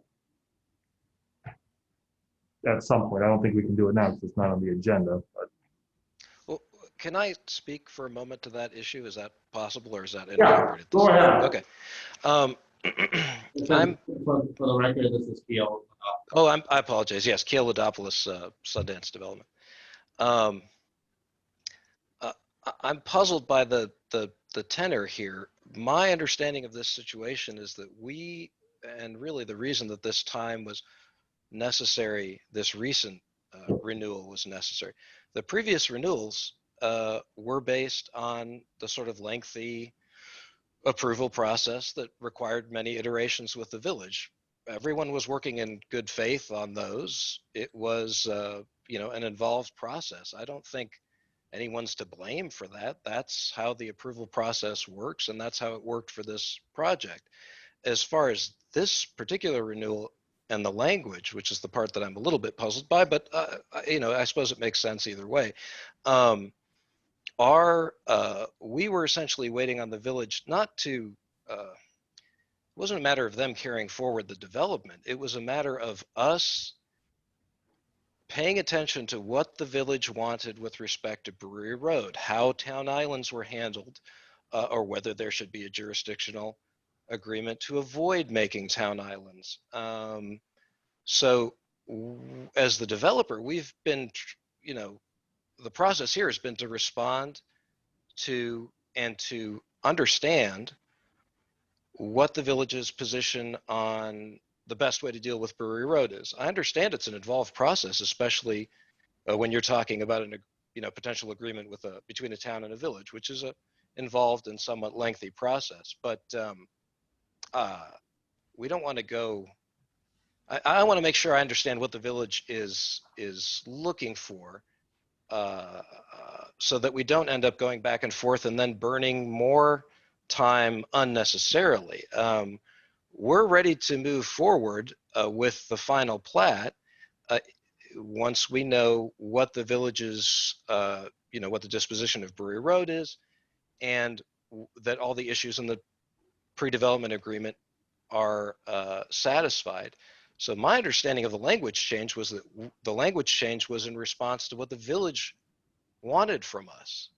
If that language is removed, then I'm not sure what's going on, why that all that time was spent going back and forth with the town, or are we just saying that we should continue to do that, but not change the language in the development agreement to reflect that?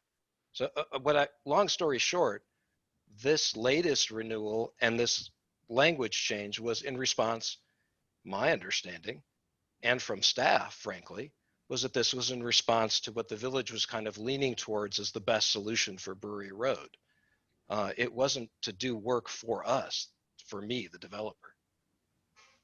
Mike, Can I just interrupt for a second? I think that's not, I think if you go back, you wrote us a memo asking for us to do this because you felt that you were at a dead end with working this through and that you thought the village would have a better chance of doing it. And I think we agreed with that and we're doing it. I think where the problem comes with having the language in the agreement kind of puts it out there that we've already approved it, which we haven't, because we have not seen what the end agreement is. It may be where the town of Erie is going to be unreasonable and ask for something we're not willing to give up. Sure. Get that. So I think that's where it is, but I do want to make sure it's clear that I believe a memo from you stating that you needed our help to work through this issue. Right, but the decision-making process of what to do with Brewery Road, initially it came up as annexation, and that became ambiguous. That's true. The memo from us was also to the effect of, and sort of the subsequent months that came up after that memo was, what did the village want us to do with Brewery Road? When the annexation, because of the way the final process works within the village, where annexation and final plat all happen together at the end, we kind of had created a stumbling block of annexation. We can't, as the developer, we can't, we have limited ability. We can deal with individual homeowners and slivers of road in the right of way, but we can't deal with annexation issues. The developer doesn't annex. I mean, there's a limit to what we could do about the annexation issue. And so it inevitably ended up in the village's court, I think. But I mean, your point is taken. If the language, I guess what we're getting at is that if the language doesn't change, and let's say 3 months down the road or 4 months down the road, some amicable agreement is achieved between the village and the town for the disposition of Brewery Road, then is that, Bill and Mike, is it the case that we would still be, that the pre-development agreement doesn't need to be changed, even if the treatment of Brewery Road changes from this language? I mean, maybe it's a lawyer question, I'm not sure. Oh, I can take a stab at that. I don't know if the pre-annexation agreement is necessarily the document which we need to record that in. As of right now, the village board has authorized me to work outside of the pre-annexation. Okay. So the question becomes, at what point and where do we want to include that time and service and cost into reimbursement? The pre-annexation issues that are depicted in the agreement simply are issues identified as part of the agreement.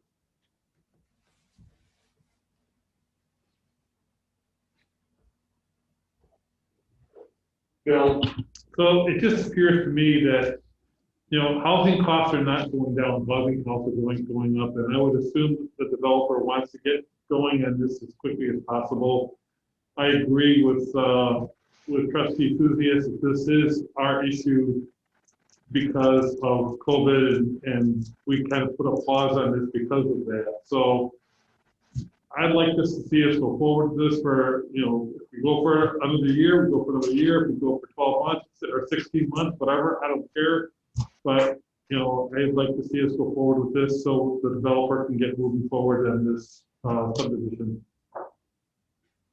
All right, any other discussion? All right, let's do a roll call vote, please. Trustee Kusick.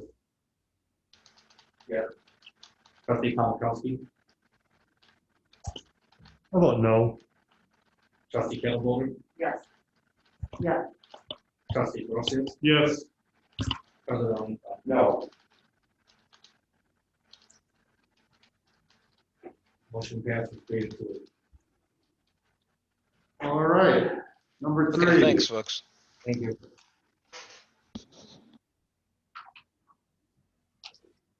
Okay, we have discussion and possible action regarding the village of Wisconsin pollutant discharge elimination system. Permit. We have Ben on, or? Yeah, we have been on with us now. Go ahead, Ben. All right. Hi, everyone. So this relates to specifically the wastewater permit for the treatment plant. Just as a bit of background for everyone, you get a new permit every 5 years. And at that time, any new regulatory changes get incorporated into the permit, language changes, and things like that. So this is a time when we sit down and review it. We provide some comment to staff, and in the review process of that permit reissuance, identified 2 kind of lingering issues from your last permit term, and wanted to bring them to the village board's attention, and then provide an opportunity for the village to comment on that.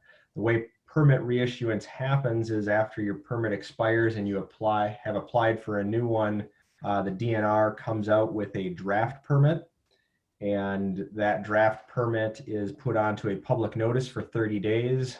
You are currently in a public notice period, and that began on November the 12th, and so that goes through December the 12th. During that period, anyone and everyone can comment on any issues. So what Bill is showing here on the screen is a draft letter that we penned on behalf of the village, identifying 2 issues of concern in the draft permit. The first one deals with the ammonia limits at the treatment plant, and specifically the mixing improvements that you guys pursued. I believe it was roughly 2 years ago was when we finished that up. As you may recall, I take that back, it was only a year ago. As you may recall, the DNR did not feel there was sufficient time to review that, and thereby didn't recognize it in your last permit term. We requested when the permit application went in that they review and take action on those mixing improvements as a part of the permit reissuance. And for some reason, they still have not reviewed nor taken action on the additional study that was taken and submitted to DNR relative to those improvements that you made. And what that was is, again is you guys modified the way you discharge into Black Earth Creek, and for lack of better description, essentially put some fish habitat in that improved the way that your effluent mixes with the stream, and as a result anticipated having a reduction of stringency for your effluent ammonia limits. So what this letter is now requesting is that the DNR review and take action on those improvements that you made, and associatedly reduce the stringency of your ammonia limits.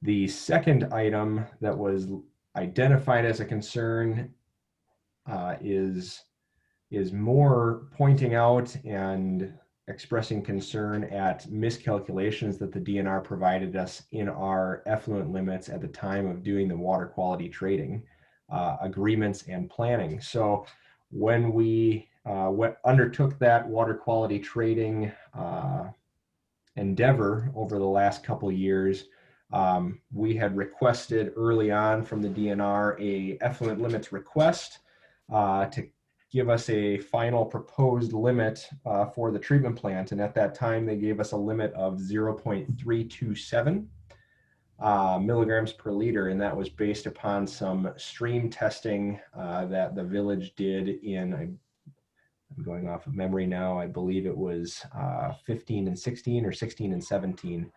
So DNR provided that 0.327 in the most recent permit reissuance. That number was reduced down to 0.312, which isn't extremely significant, but does ultimately have an impact on the water quality trades that you guys pursued. The reason that they're proposing an even lower limit is they miscalculated it the first time and were supposed to have averaged two values from 2017 and instead did not average those and treated them separately. So then when they went to reissue your permit, the 0.312 was recalculated and is now listed in your permit. What we request in this memo is that the DNR reuse or continue using the 0.327 that they had calculated previously. That's a bit of a just, I'm not going to call it an empty threat, but there's not a whole lot of backing to it, and therefore we don't really think that they're going to have, they don't have any legal grounds to actually do that. It was more they had an error, and now the village is at the disadvantage because of the DNR's error. But as a subsequent request, if they are not going to reinstate the 0.327, we've asked that they provide a compliance schedule that gives you guys a little bit more time before the compliance date, which is listed in your permit, that you could pursue additional trades if you need them. So it gives you some time to evaluate whether or not you want to pursue those additional trades, and then some additional time to actually pursue those trades. And that, I think, would be the more likely scenario, which would provide you an additional 2 years beyond what's listed in your permit to secure additional trades, which would be 4 years from this coming January 1. So those are the two real areas of concern that we identified. Both of them are kind of lingering issues from your previous permit, and are proposing that the village request both of these be reconsidered by the department. We are proposing that the village board take action on this and send it under village letterhead because we think that that will have a more significant impact relative to the DNR reviewing it than, let's say, if I had submitted it on your behalf. Though we have also requested that Paul, your attorney, put together a similar letter written on your behalf to also represent the concern that the village has relative to these issues.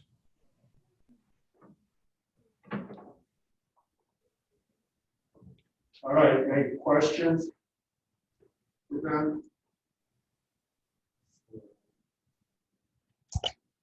I make a motion that we send this letter to the DNR on village letterhead. All right, I have a motion and a second to send the letter to the DNR for reference of the discharge. Hey, Ben, the only question, I've obviously not on water quality, but it seems like the DNR does not have a lot of staff working. So what happens if, you know, they don't get this letter for another, or even start looking at it for another 6 months? Is there any type of fine or anything that they could impose upon us? No, the onus, once you would submit this letter, the onus will be on them to respond to this and to reissue your permit. So if they are unable to respond in an adequate amount of time, you continue to operate on your previous permit until such time that they reissue you a new permit. So there really is no, the DNR, you are correct. They're all working from home right now and may not get to things as quickly as they normally would. So, but that does not present any risks to the village. Okay, thank you. Any other discussion? Okay, Michael. This is Michael. So Ben, have you ever seen this where the DNR has made an error, like with the not averaging, and then they come back and they fix it? Does that generally happen? It's not super common, though I will point out it's becoming significantly more common in recent years because there is a growing lack of experience at the department. They had a lot of retirements in the last 5 to 10 years and a lot of backfilling with relatively inexperienced folks. So I think it's becoming more common, and I think it's something we can continue to expect here in the coming few years. This is Michael again. So how significant is the difference between 0.312 and 0.327 in terms of the effluent discharge? Is that a lot of concern for us? It doesn't present you any immediate concern. So if you guys recall, when we did the water quality trading last year and kind of finalized the numbers, we had recommended a minimum water quality trade of 105 pounds of phosphorus. With the one trade that you did secure, I believe it equated to about 123 pounds of phosphorus. So that left you with about a 20-ish% reserve factor. And then we had decided that at that point you wouldn't pursue any additional trades and that we would renovate your chemical feed facilities so that if you do need to do some supplemental treatment, you could do that. And we thought that would be more cost effective. So with this change, instead of you needing 105 pounds of phosphorus, leaving you with, what would that come to, 17 pounds of reserve, you now need 111 based on historic operations. So now you have 11 pounds of reserve.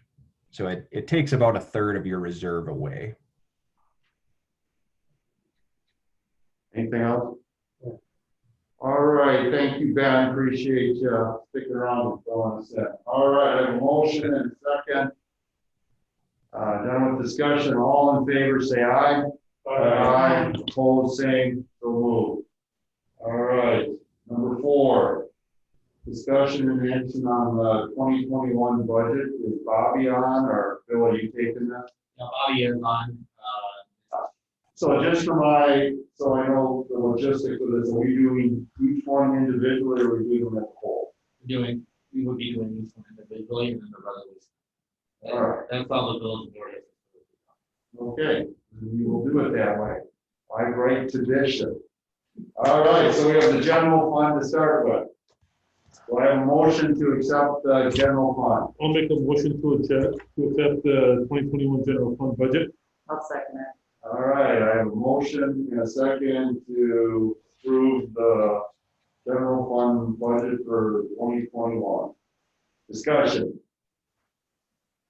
Do you want a presentation on the final budget before you make more decisions on the budget? And I mean, is there any, I guess if there was any changes since we did the August, right? And then we did one in September again. Yeah, so there were some changes since then, and I believe they're minimal. But Bobby, you want to write a summary of the changes that happened? You're actually breaking up, Bill. I'm getting about every third word or so. Oh, sorry. Can you hear me now? Yeah, let me just turn up my volume. Maybe it's me. Okay, what was that? You want to go ahead and give a summary of the changes since the last review of the budget? Sure. I think all we did was we removed the Chamber of Commerce funding, and then we moved the administrative position from 20 hours a week to 30. And then I was able to calculate the TID increment revenue because we've got all the taxing jurisdiction information in. So I needed to wait for everyone else's levy stuff before I could calculate that. All right, thank you. Yep. All right, so we have a motion and a second on the general fund budget for 2021. Any other discussion? We're gonna do roll call on all these. That would be all now. Okay. All right, roll call on this one, please.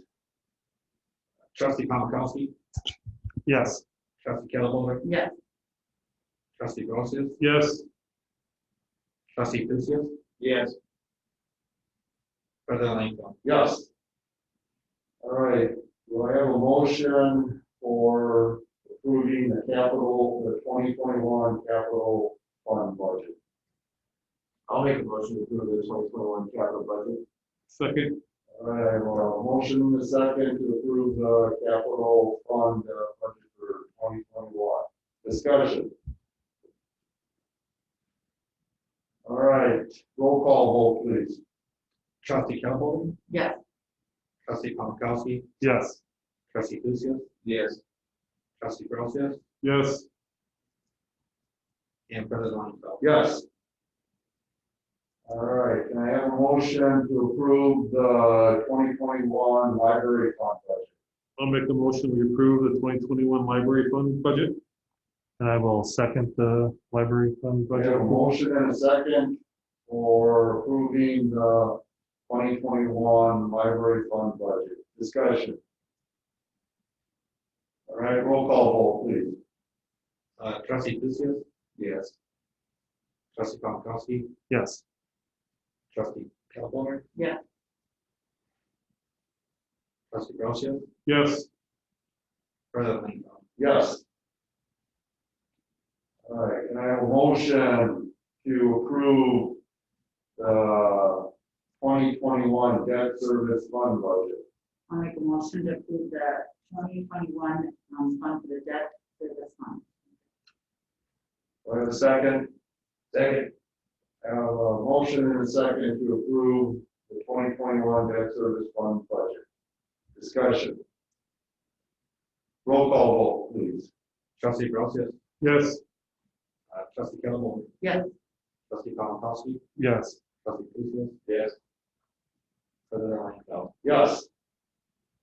All right, can I have a motion to approve the 2021 tax increment district fund budget?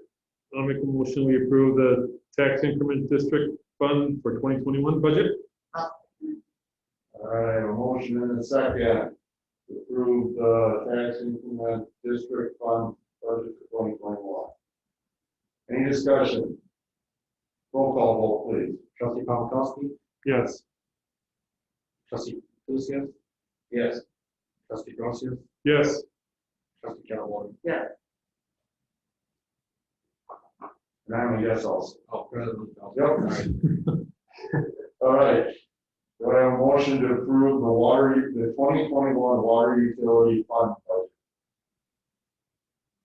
I'll motion to approve the 2021 water utility fund budget. And a second. Second. All right, I have a motion and a second to approve the 2021 water utility fund budget. Discussion. All right, roll call vote, please. Trustee Kettlebaum, Yes.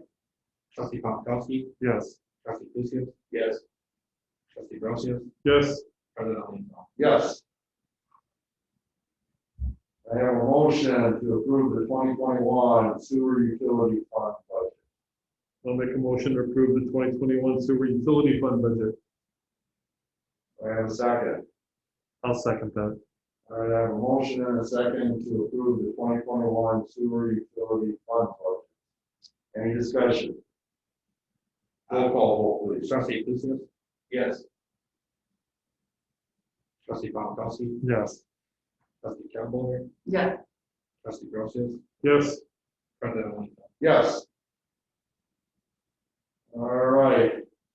Do I have a motion to approve resolution number 14-2020, setting the 2020 payable 2021 tax levy and adopting the 2021 budget?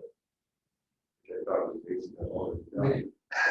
I motion to approve resolution number 14-2020.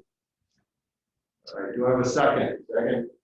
All right, I have a motion and a second to approve resolution number 14-2020.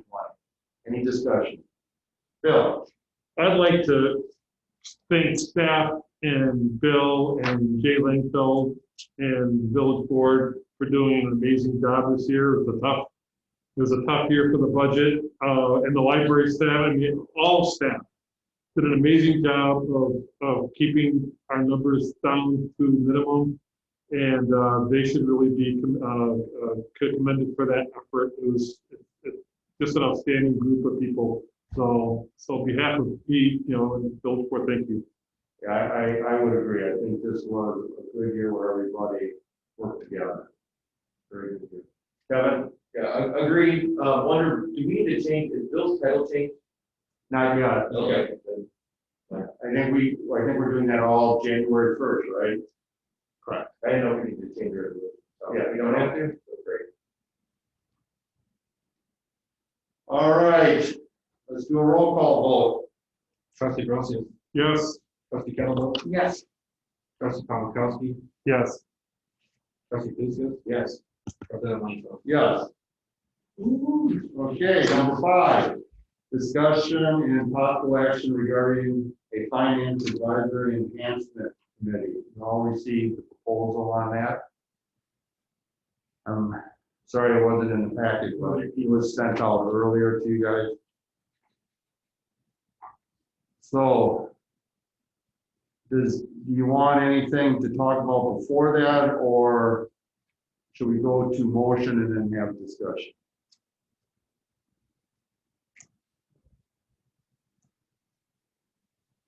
All right, do we have a motion?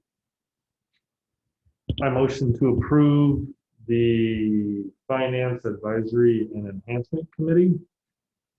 Do I have a second? Or do I need to? No, you're fine. Okay. Wasn't sure if I needed a motion to say to start an ordinance to make one or whatever. The committee. Okay.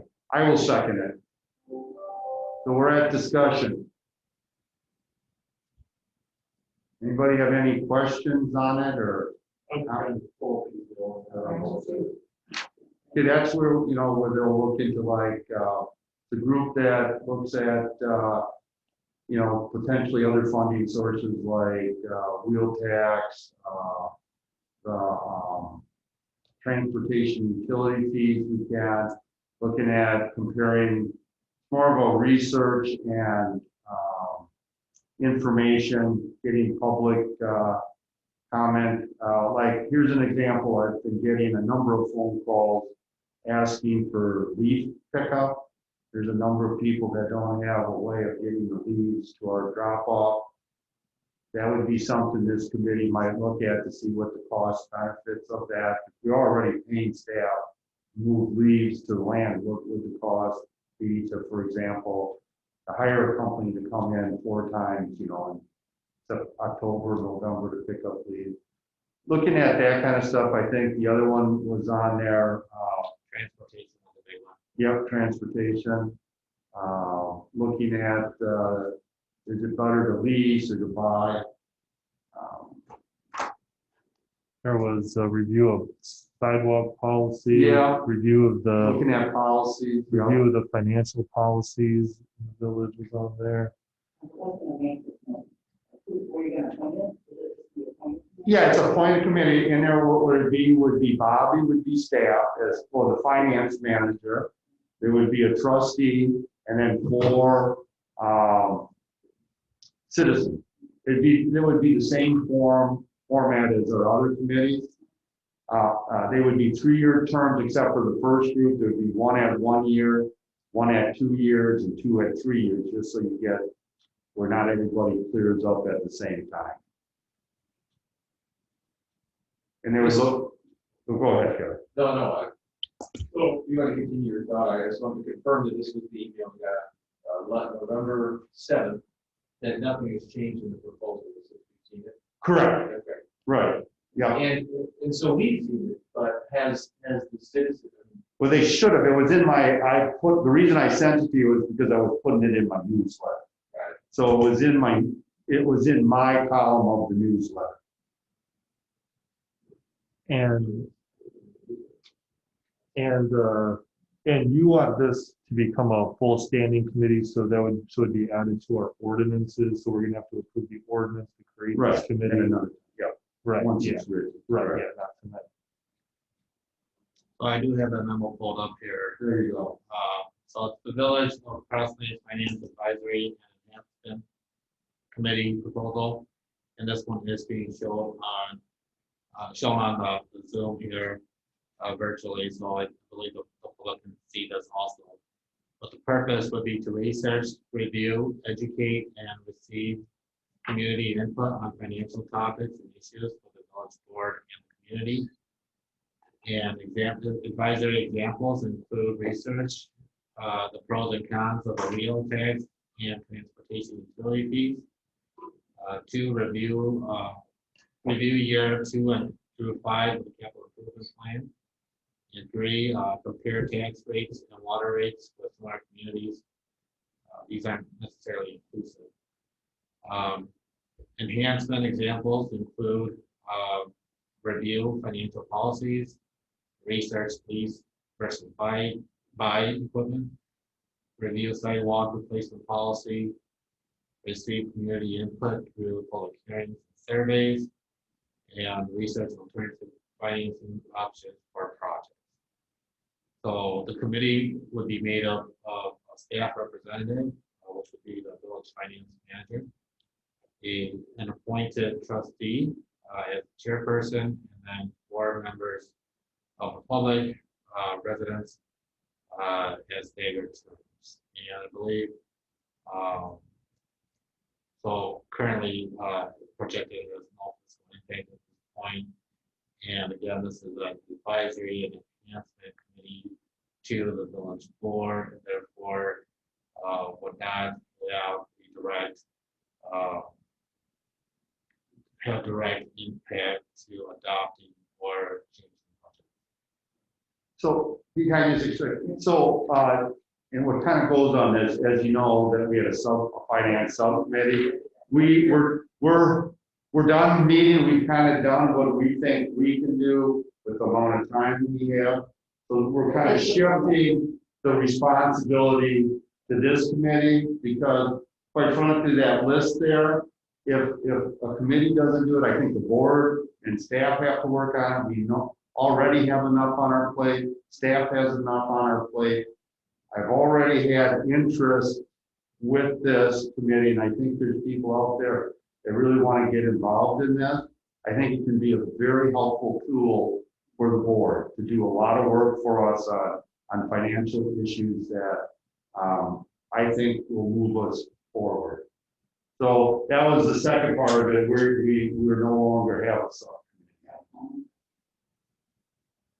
Kevin. Yeah, 2 questions. One is the word enhancement. I guess I'm not quite understanding how enhancement fits into finance, even with the examples.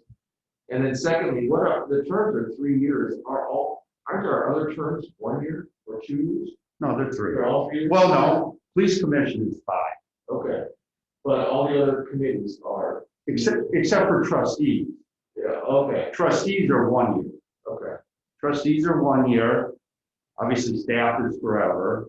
And the other committees besides police commission, and the reason police commission is 5 is that's by state statute. So all other committees are 3 years. Yeah, well, and sustainability is 1 year because we're in a 1 year rotation. Right. Renewal. Right. Okay.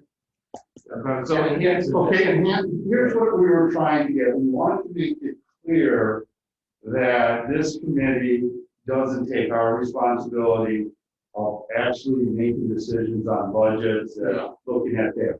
So that's where the advisory comes on, but there are things we already have that, the example, we already have a financial policy, right? but they may take a look at it and they may suggest a modification. I'm looking at as an enhancement to that policy. Or they may send out a survey with things and give it back. So how I look at it, advisory were for new things, enhancements were for what we already have. We're just trying to make it better. So we were trying to come up with words that made it very clear that they're not going to be setting and telling us how to spend money, raise taxes and all. This is the more global big picture of educating us and doing research for us. And this will be less staff time. Oh, yes. Or more. No, it should be less. It should be less staff time plus our time. Okay. Yeah. Any other questions? Discussion on it? So just as a clarification, this is just an advisory committee, just like most other committees. Yes. I would say it's probably more than advisory than the other committees. Because I don't think they'll be really necessarily saying, recommending us, let's say real tax. I don't think they'll come and say, you should do it. I think what they'll say is, here are the pros and cons, here's what the public hearing people thought, or a survey, and then we look at it that. That's why I wanted to use those words, so it's very clear that they're not recommending on, no, don't spend the money on that, spend the money on this. That's not what we were looking for. What we were looking for is all this time to really get us the information we need so we can make a good decision. What does that mean then for the directors like Jerry and Mike and Bobby and so on that come to us every year and say, okay, this is, because you mentioned it in the thing, right? For 2 to 5 year capital plans, that they're looking at that, which is great. I think they should. But right now, Jerry comes to us every year and says, this is what I need for capital. Mike comes up every year and says, this is what I need for capital. Does that change? Or no. Do they go to the finance committee? No. They come to us. Okay. They're not, this group is not part of the budget process.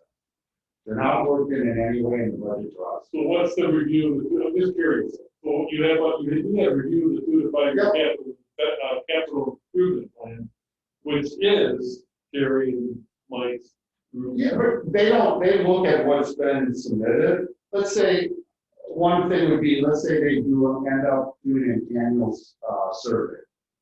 Okay, they may put some of those items on there to get a feel where the priority is from the citizen, and that's it. And they would give that would be shared with Jerry, with us, and those other committees. And even like doing the 2 to 5 year lookout, they could predict what debt service would be if you have these items on in year 2, 3, and 4, and how it carries through. What's the curve on debt service going to look like as you add these items in further out or remove them? And I would also look at them as one, if they look at something, they may look to see if there's another funding source for it. No, I get it. Yeah. No, I'm just trying, that's why we kept out year 1 though. They're not tied to the budget process directly at all. That was our main goal. When would you want to start this?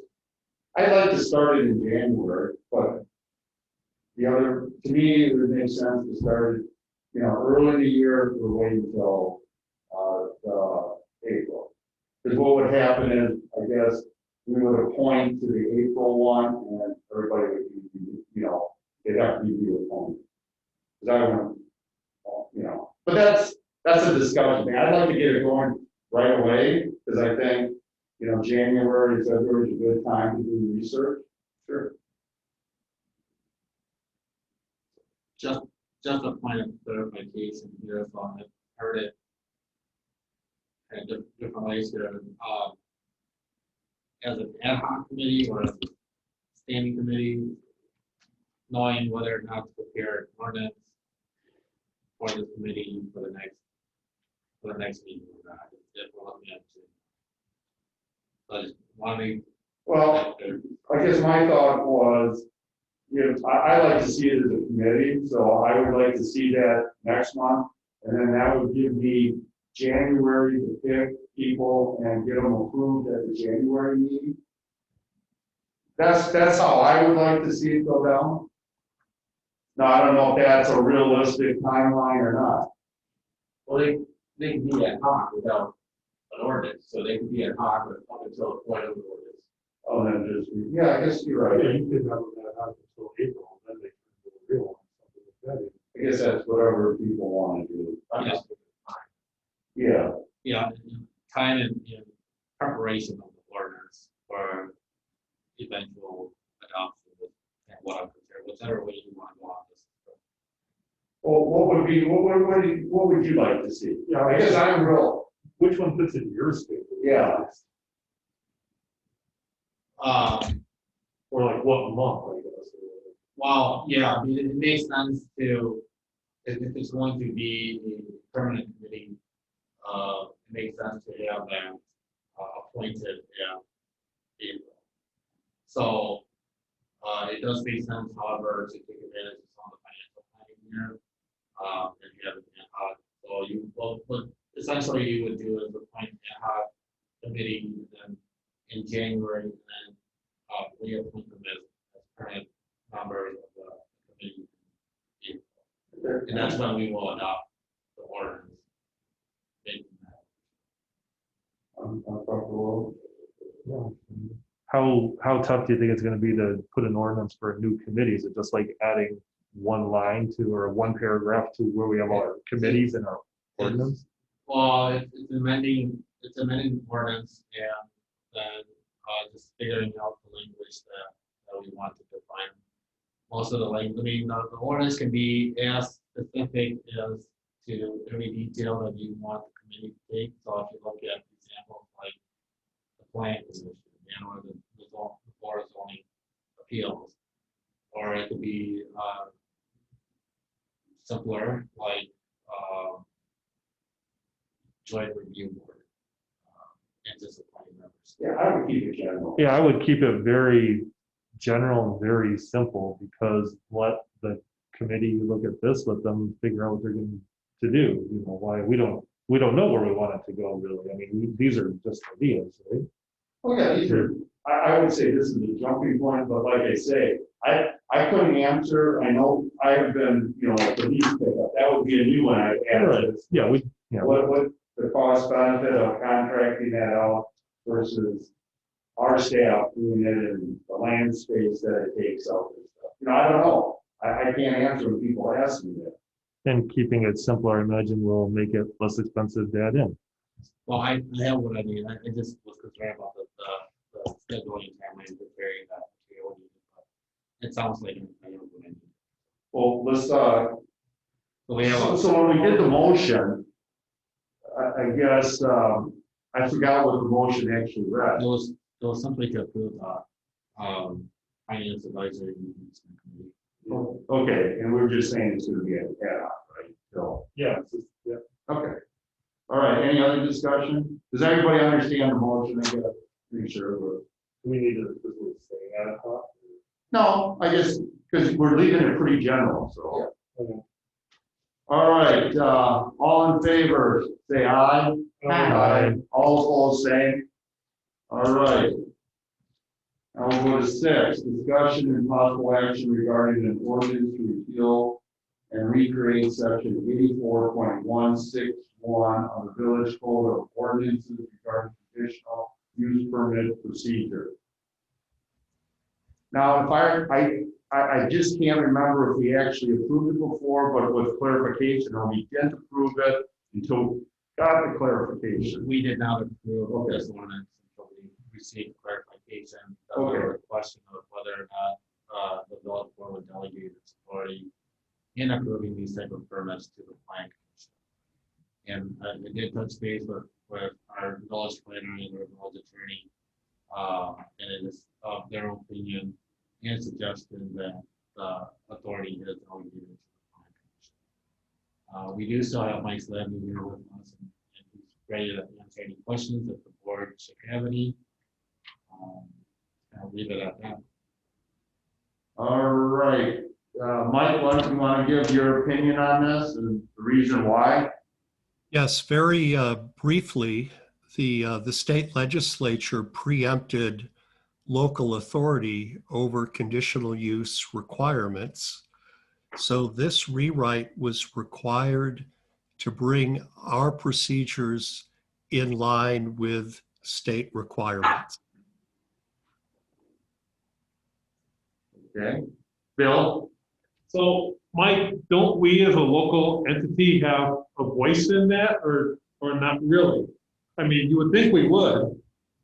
Well, we certainly used to, but the state legislation about conditional use permit procedures was all encompassing, and we really didn't have any choice in the matter.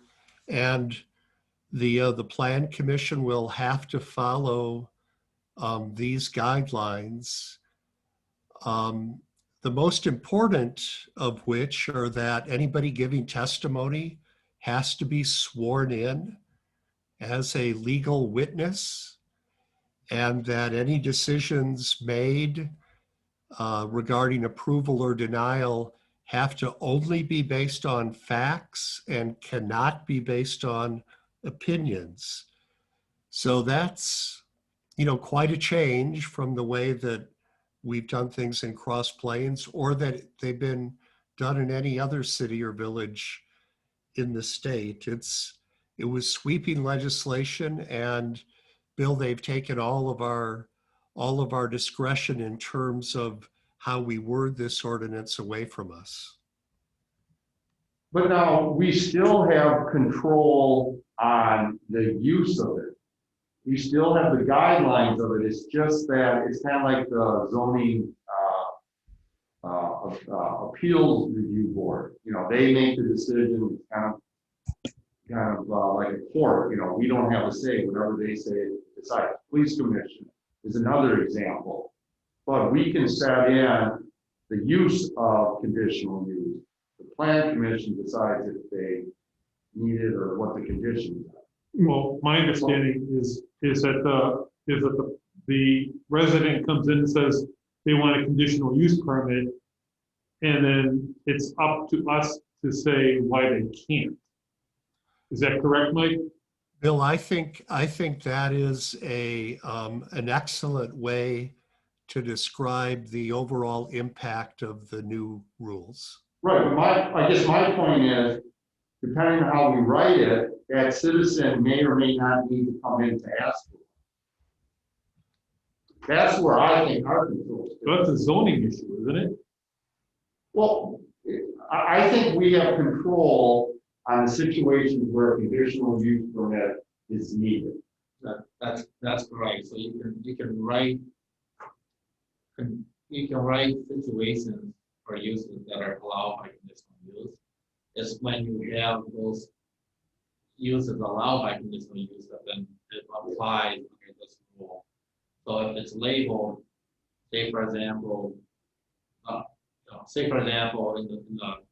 in a residential district, you can list your legislative body can list items under a residential district for which you will allow under use by right, and then use by conditional use. Those items that are allowed by conditional use, once you've listed it as a conditional use, they are then entitled to the conditions of this section of. Yeah. Okay, does that make sense? It does. Yeah, meaning we get to decide how we want the land to be used. Meaning whether or not it's a by right or whether or not it's a conditional use. The land use, we get to legislate what how the land can be used. Like we can say people can have bees or they can't have bees. Well, right? Yeah, but I guess to me, that what I think, how I look at this is when someone needs to come in for conditional use, right? That has been set somewhere. We get to set that. So if they get it or not is now by the plan commission. So we can list all these things and the plan commission can say yes or no, but we still have that. No, not according to what this says. What this says is if the resident wants it and it's under conditional use, they get it, and it's up to the planning commission to deny it. Well, let's say, whatever you're saying, what if that's not a conditional use, that you can get a conditional use permit for? Like, but, So like, let's say we say, no one can enclose porches. No. In this village here, that's, you can't do that anywhere, we're not allowing that even with a conditional use. So there's no reason for a resident to come up and ask for a conditional use. But like Montauk's just came in and they had a conditional use that we granted them a conditional use for that property. No, that was. Granted them a plan to develop. The one that had conditional use was the daycare. That's under conditional use, but that's only because we made it that way. We could have said, these are the things you can do with this building. These are the things, if you want to do, you need a conditional use. Now, the control of doing that is to the plan, but we decided what can be. Okay, That's my understanding. Mike? I think you're both right. The next step that my clients are taking is to go through each zoning district and reevaluate which uses should be permitted by right, and the simple conditional uses that always get approved are tending to become permitted by right. And which uses should be conditional use because they truly are an it depends situation. Those are tending to remain as conditional uses. And then which conditional uses are probably going to be problematic, and maybe we should eliminate them from that zoning district altogether. So, Bill, you're correct in that our discretion when we get a compliant application is much lower now. But Jay is also correct, as we can fine tune the ordinance in response to that and try to probably eliminate what potentially could have been approved as a conditional use, but it's going to be tricky. Maybe it'd be better to take it out of that zoning district. All right, Judy? Such as like earlier tonight, so if they come to the planning and the planning says no, is there gonna be a appeal process? Or who would they appeal Yeah, to? there's an appeal process. It looks like it was the zoning board of appeals. And that's the judicial committee of the. So I have a question for you, Bill. You were saying that inside of the conditional use, were you saying that you can put restrictions on it, or were you saying something like that, or? No, I was reflecting what Jay was saying. So you can list, as a legislative body, you can list what you want as conditional uses within a district. Okay. Or what you want as permitted by right. What you want as permitted by right, and then inside the zoning, you can add restrictions inside the zoning for. Within the districts. Right. Or permitted by right. Right, exactly. All right, Bill? Okay, Mike, one more question for you.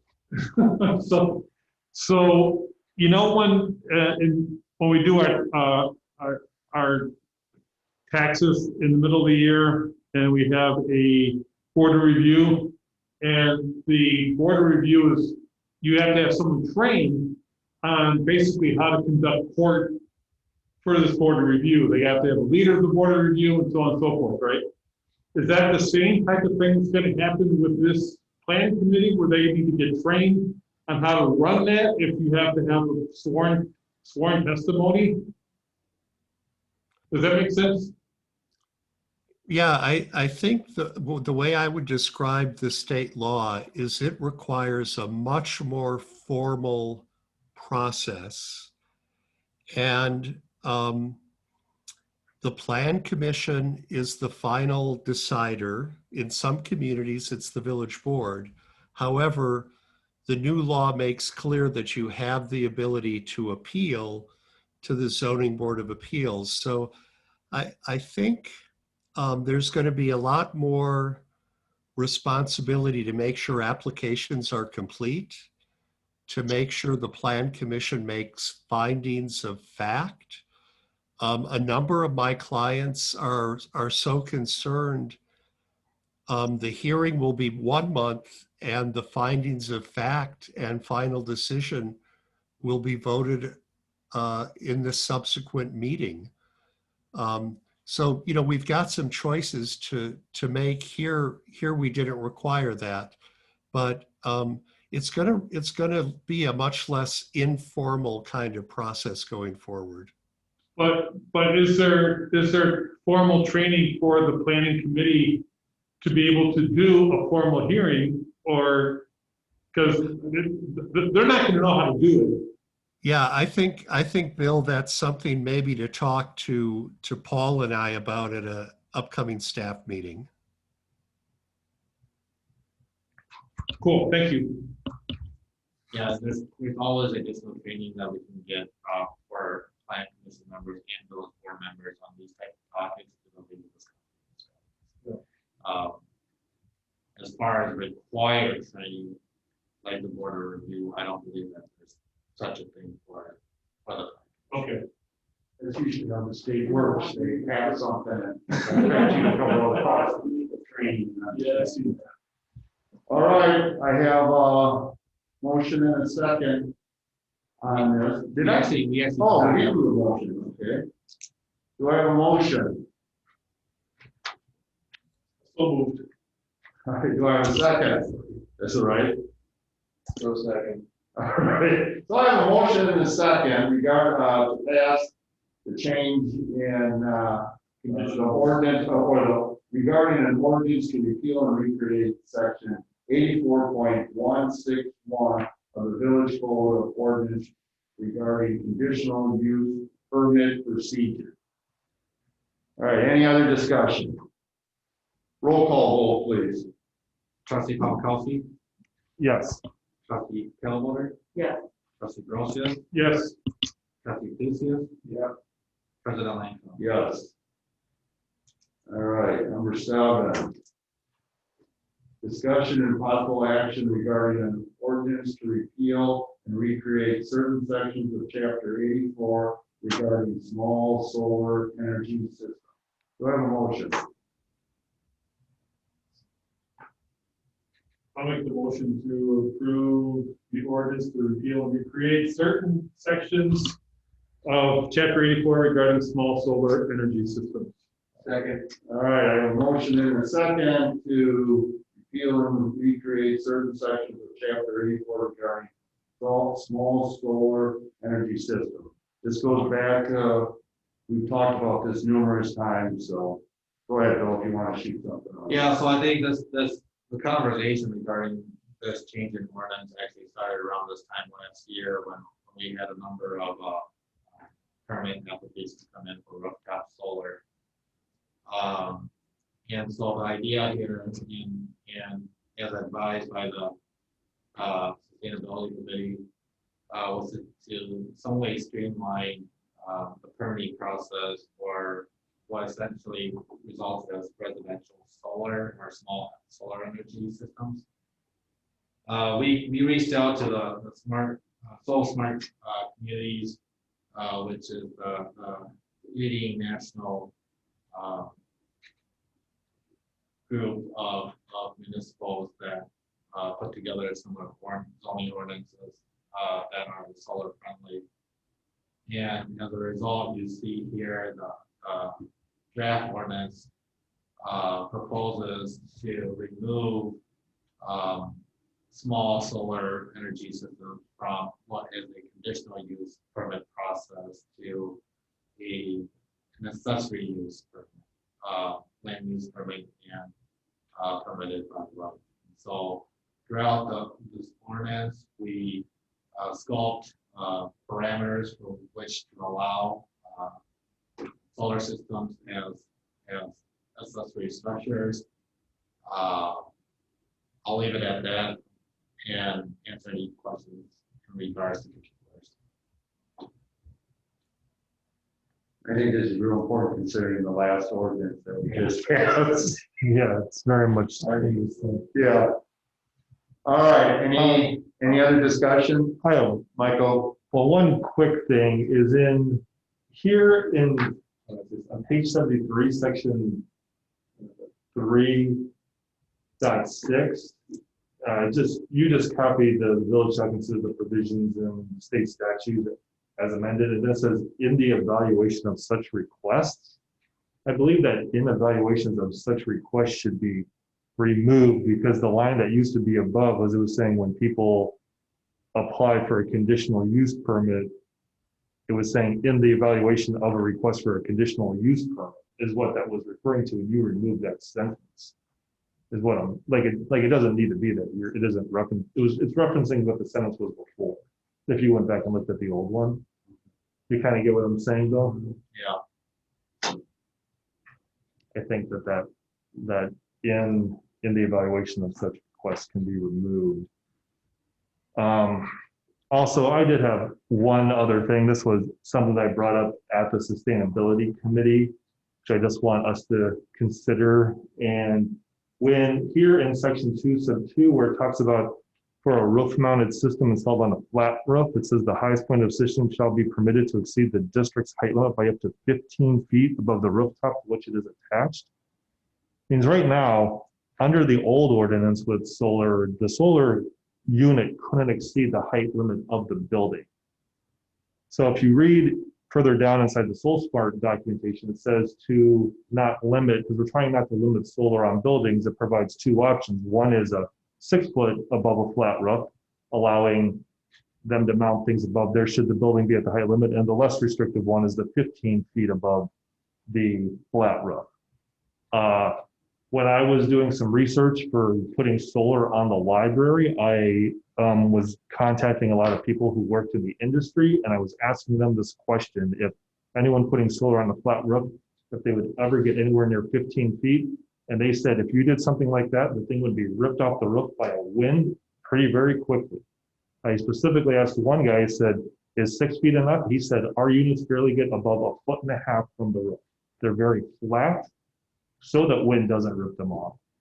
I mean, I got it from numerous information from numerous people. Bill even had me watch a video where the guy talked about wind shear, saying that above 40 feet on a roof, the wind gets speeds can get very high.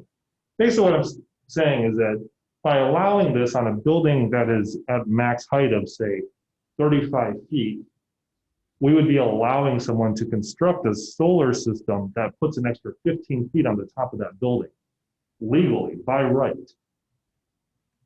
Which, whether or not they would do that because of the wind shears, but I'm just saying from a zoning and from an aesthetic issue, I think the 15 feet is excessive. Okay, so what are you recommending? I recommend that the 15 feet be switched to 6. Okay. But they said you don't want more than 1.5. Well, no, allowing 6 allows some leeway. I mean, if you go to 1.5, then somebody puts one on the building, it can't exceed 1.5. And this is above max building height. Meaning, if you have a 2-story building that's 25 feet tall, it's probably zoned in a district that's 35 feet anyway, which you're allowing 35 feet to max, you're allowing that building to put on.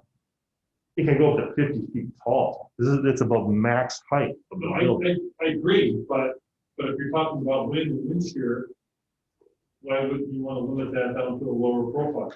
Well, I think just limiting it down from 15 to 6 is doing plenty. I mean, going down to 1.5 feet above the max height of the building is, you're hardly getting it any, that's like any distance to even install a solar system up there. Kevin. We had this conversation on the sustainability committee call. We decided to leave it at 15 feet because that was a recommendation of SolSmart. That was the most sort of industry standard. That was the most accepting. I think we all agree with Michael's assessment that nobody would ever do that 15 feet. But if we're here, we're guessing the number beyond 15 feet, right? SolSmart provided 15 feet. So the committees, we voted on it. We said, let's leave it at 15 feet as their recommendation. There are so many other things that are going to limit it, whether it be, somebody doesn't want to see it on their own house 15 feet above, or whether it's wind shear, whatever it might be.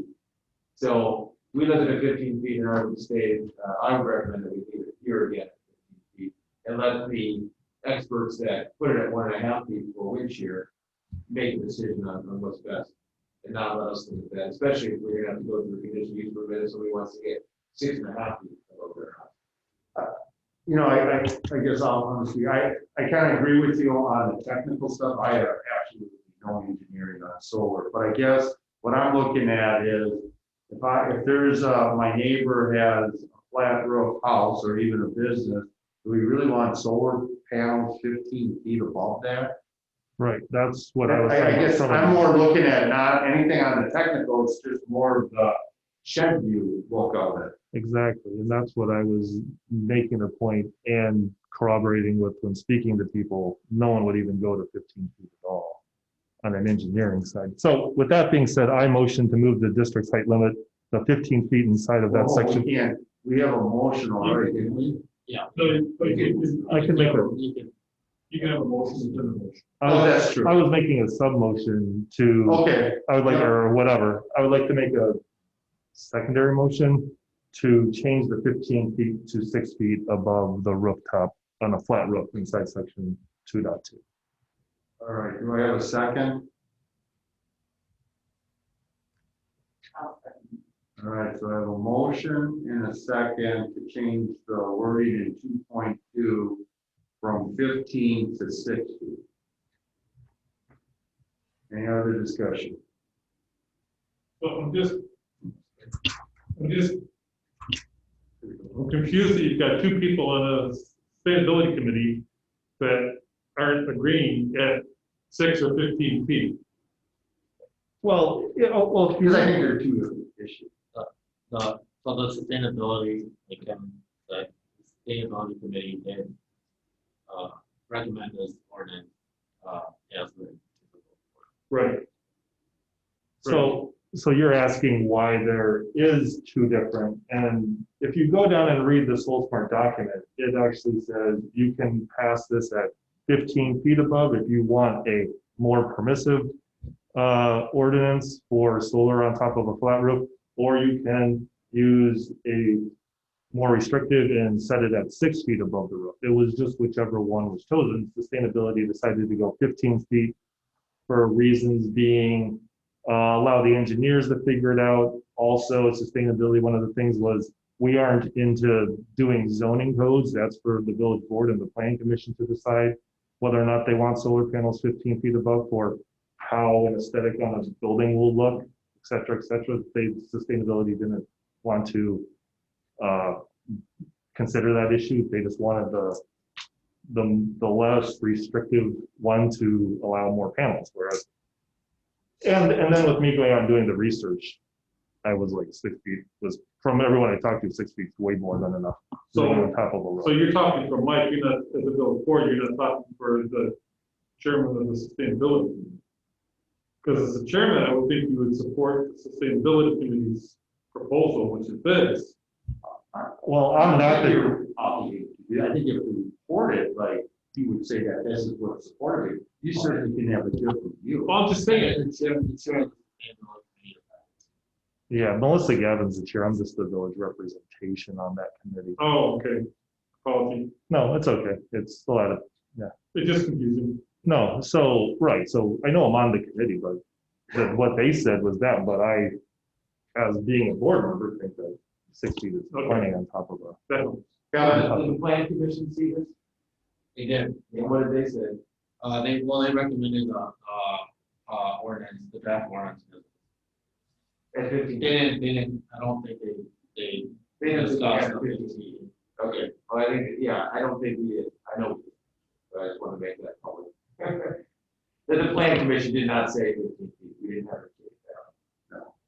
The only reason is I'm thinking as far as 15 feet, I think I'm 5 feet, so then I go like 3 times speed, that is pretty big. And I just feel like as a neighbor, I would want it that same, so that's why I think it's the lines that go with it.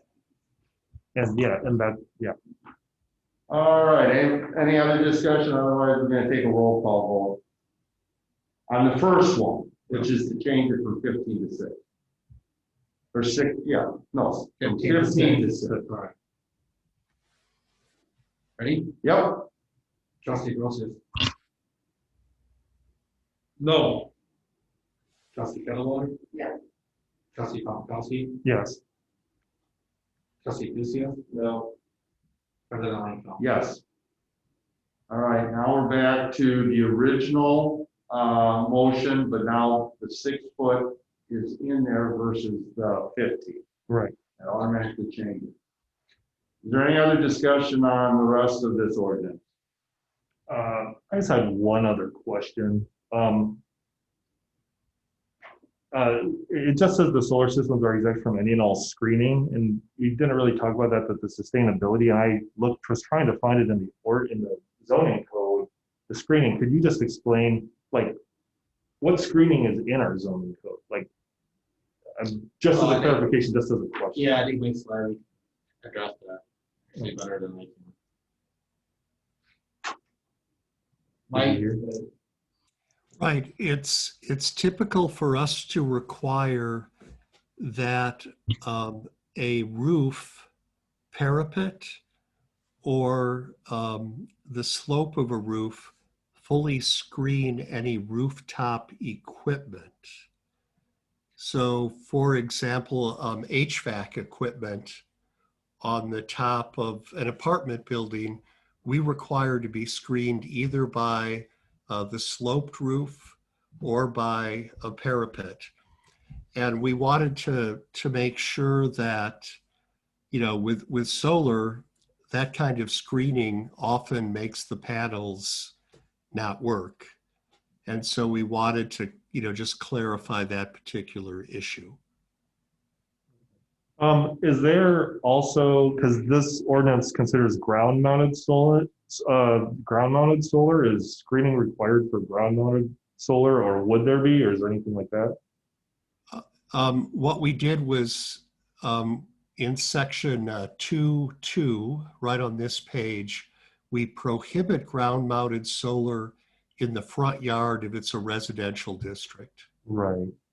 But otherwise, no screening is required. Right.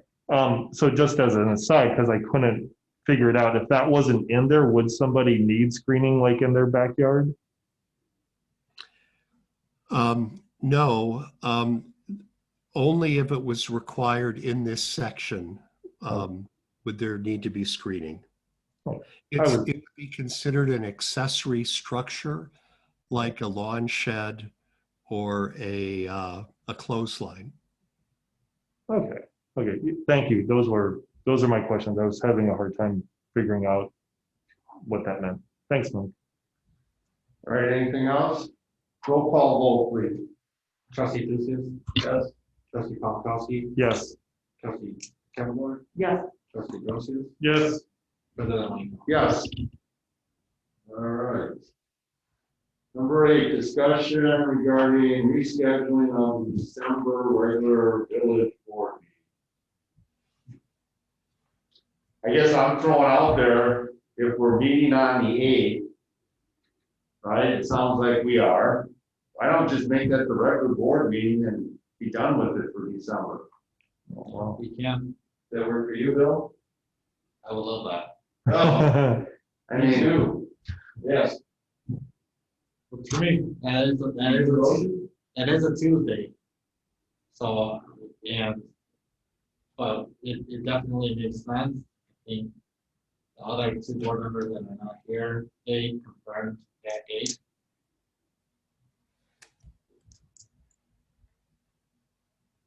Yeah, that would be what I would suggest. I don't really want to do 2 in December. I mean, we'd be doing them a week or 2 weeks apart. Right? Just so the only caveat there is, remember that we don't have a meeting until the end of January, which means that January could potentially be a big agenda. Well, which is fine. I guess our regular meeting would have been what, right after Christmas? 28. Yeah, 28. So, I mean, I will be. And I said I was maybe on the 8th, but if that's going to be our official one, then. Yeah, well, what is people's feeling? I'd rather have only one in December and one meeting in January. We can try to shave things down and get them to February if need be. Or a special meeting in Yeah. January. I don't even want to talk. Let's just, are people okay with that? Yes. I don't think we're wrong with it.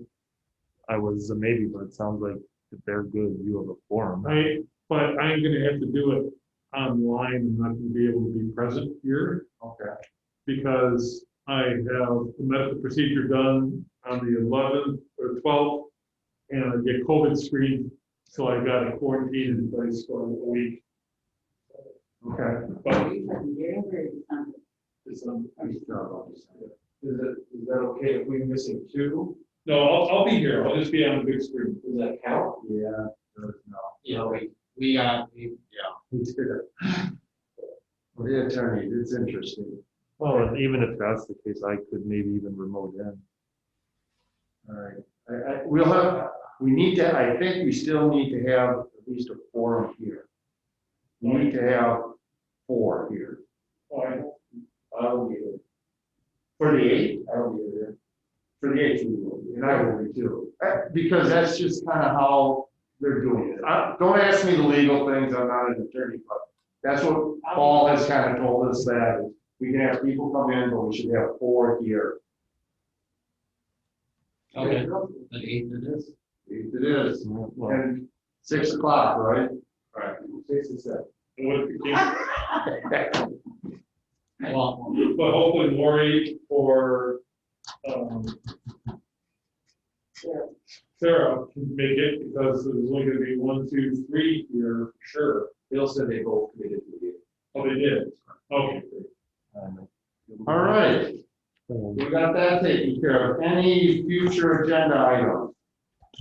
Yeah, I have one. I would like to review the village policy concerning benches in parks. All right, I am going to refer that to Parks and Recreation before it comes here. Sounds good. It's just because if you Did you get that, Bill? I got it. Okay. if you walk around the village, the streetscape committee on Main Street, and then across from Xander, there's one style of bench, and then Xander Park, there's a different style of bench. We have 2 different style of benches. All right, so we are going, can I have a motion to go into closed session? Second.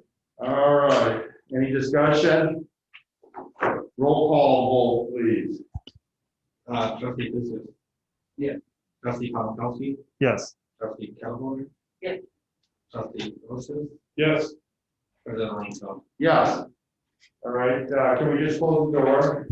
Thank you, everyone. Okay, he's gonna stay with us Thanks, for Mike. at least the first part. Thanks, Steve. Is the chief on? Chief is on.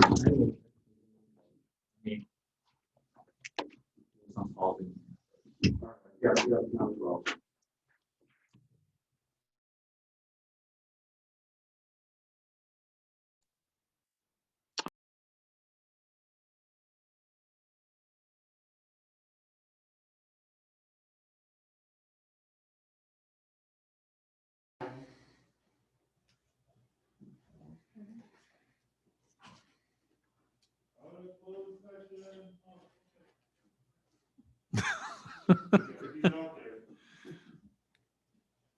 What's that?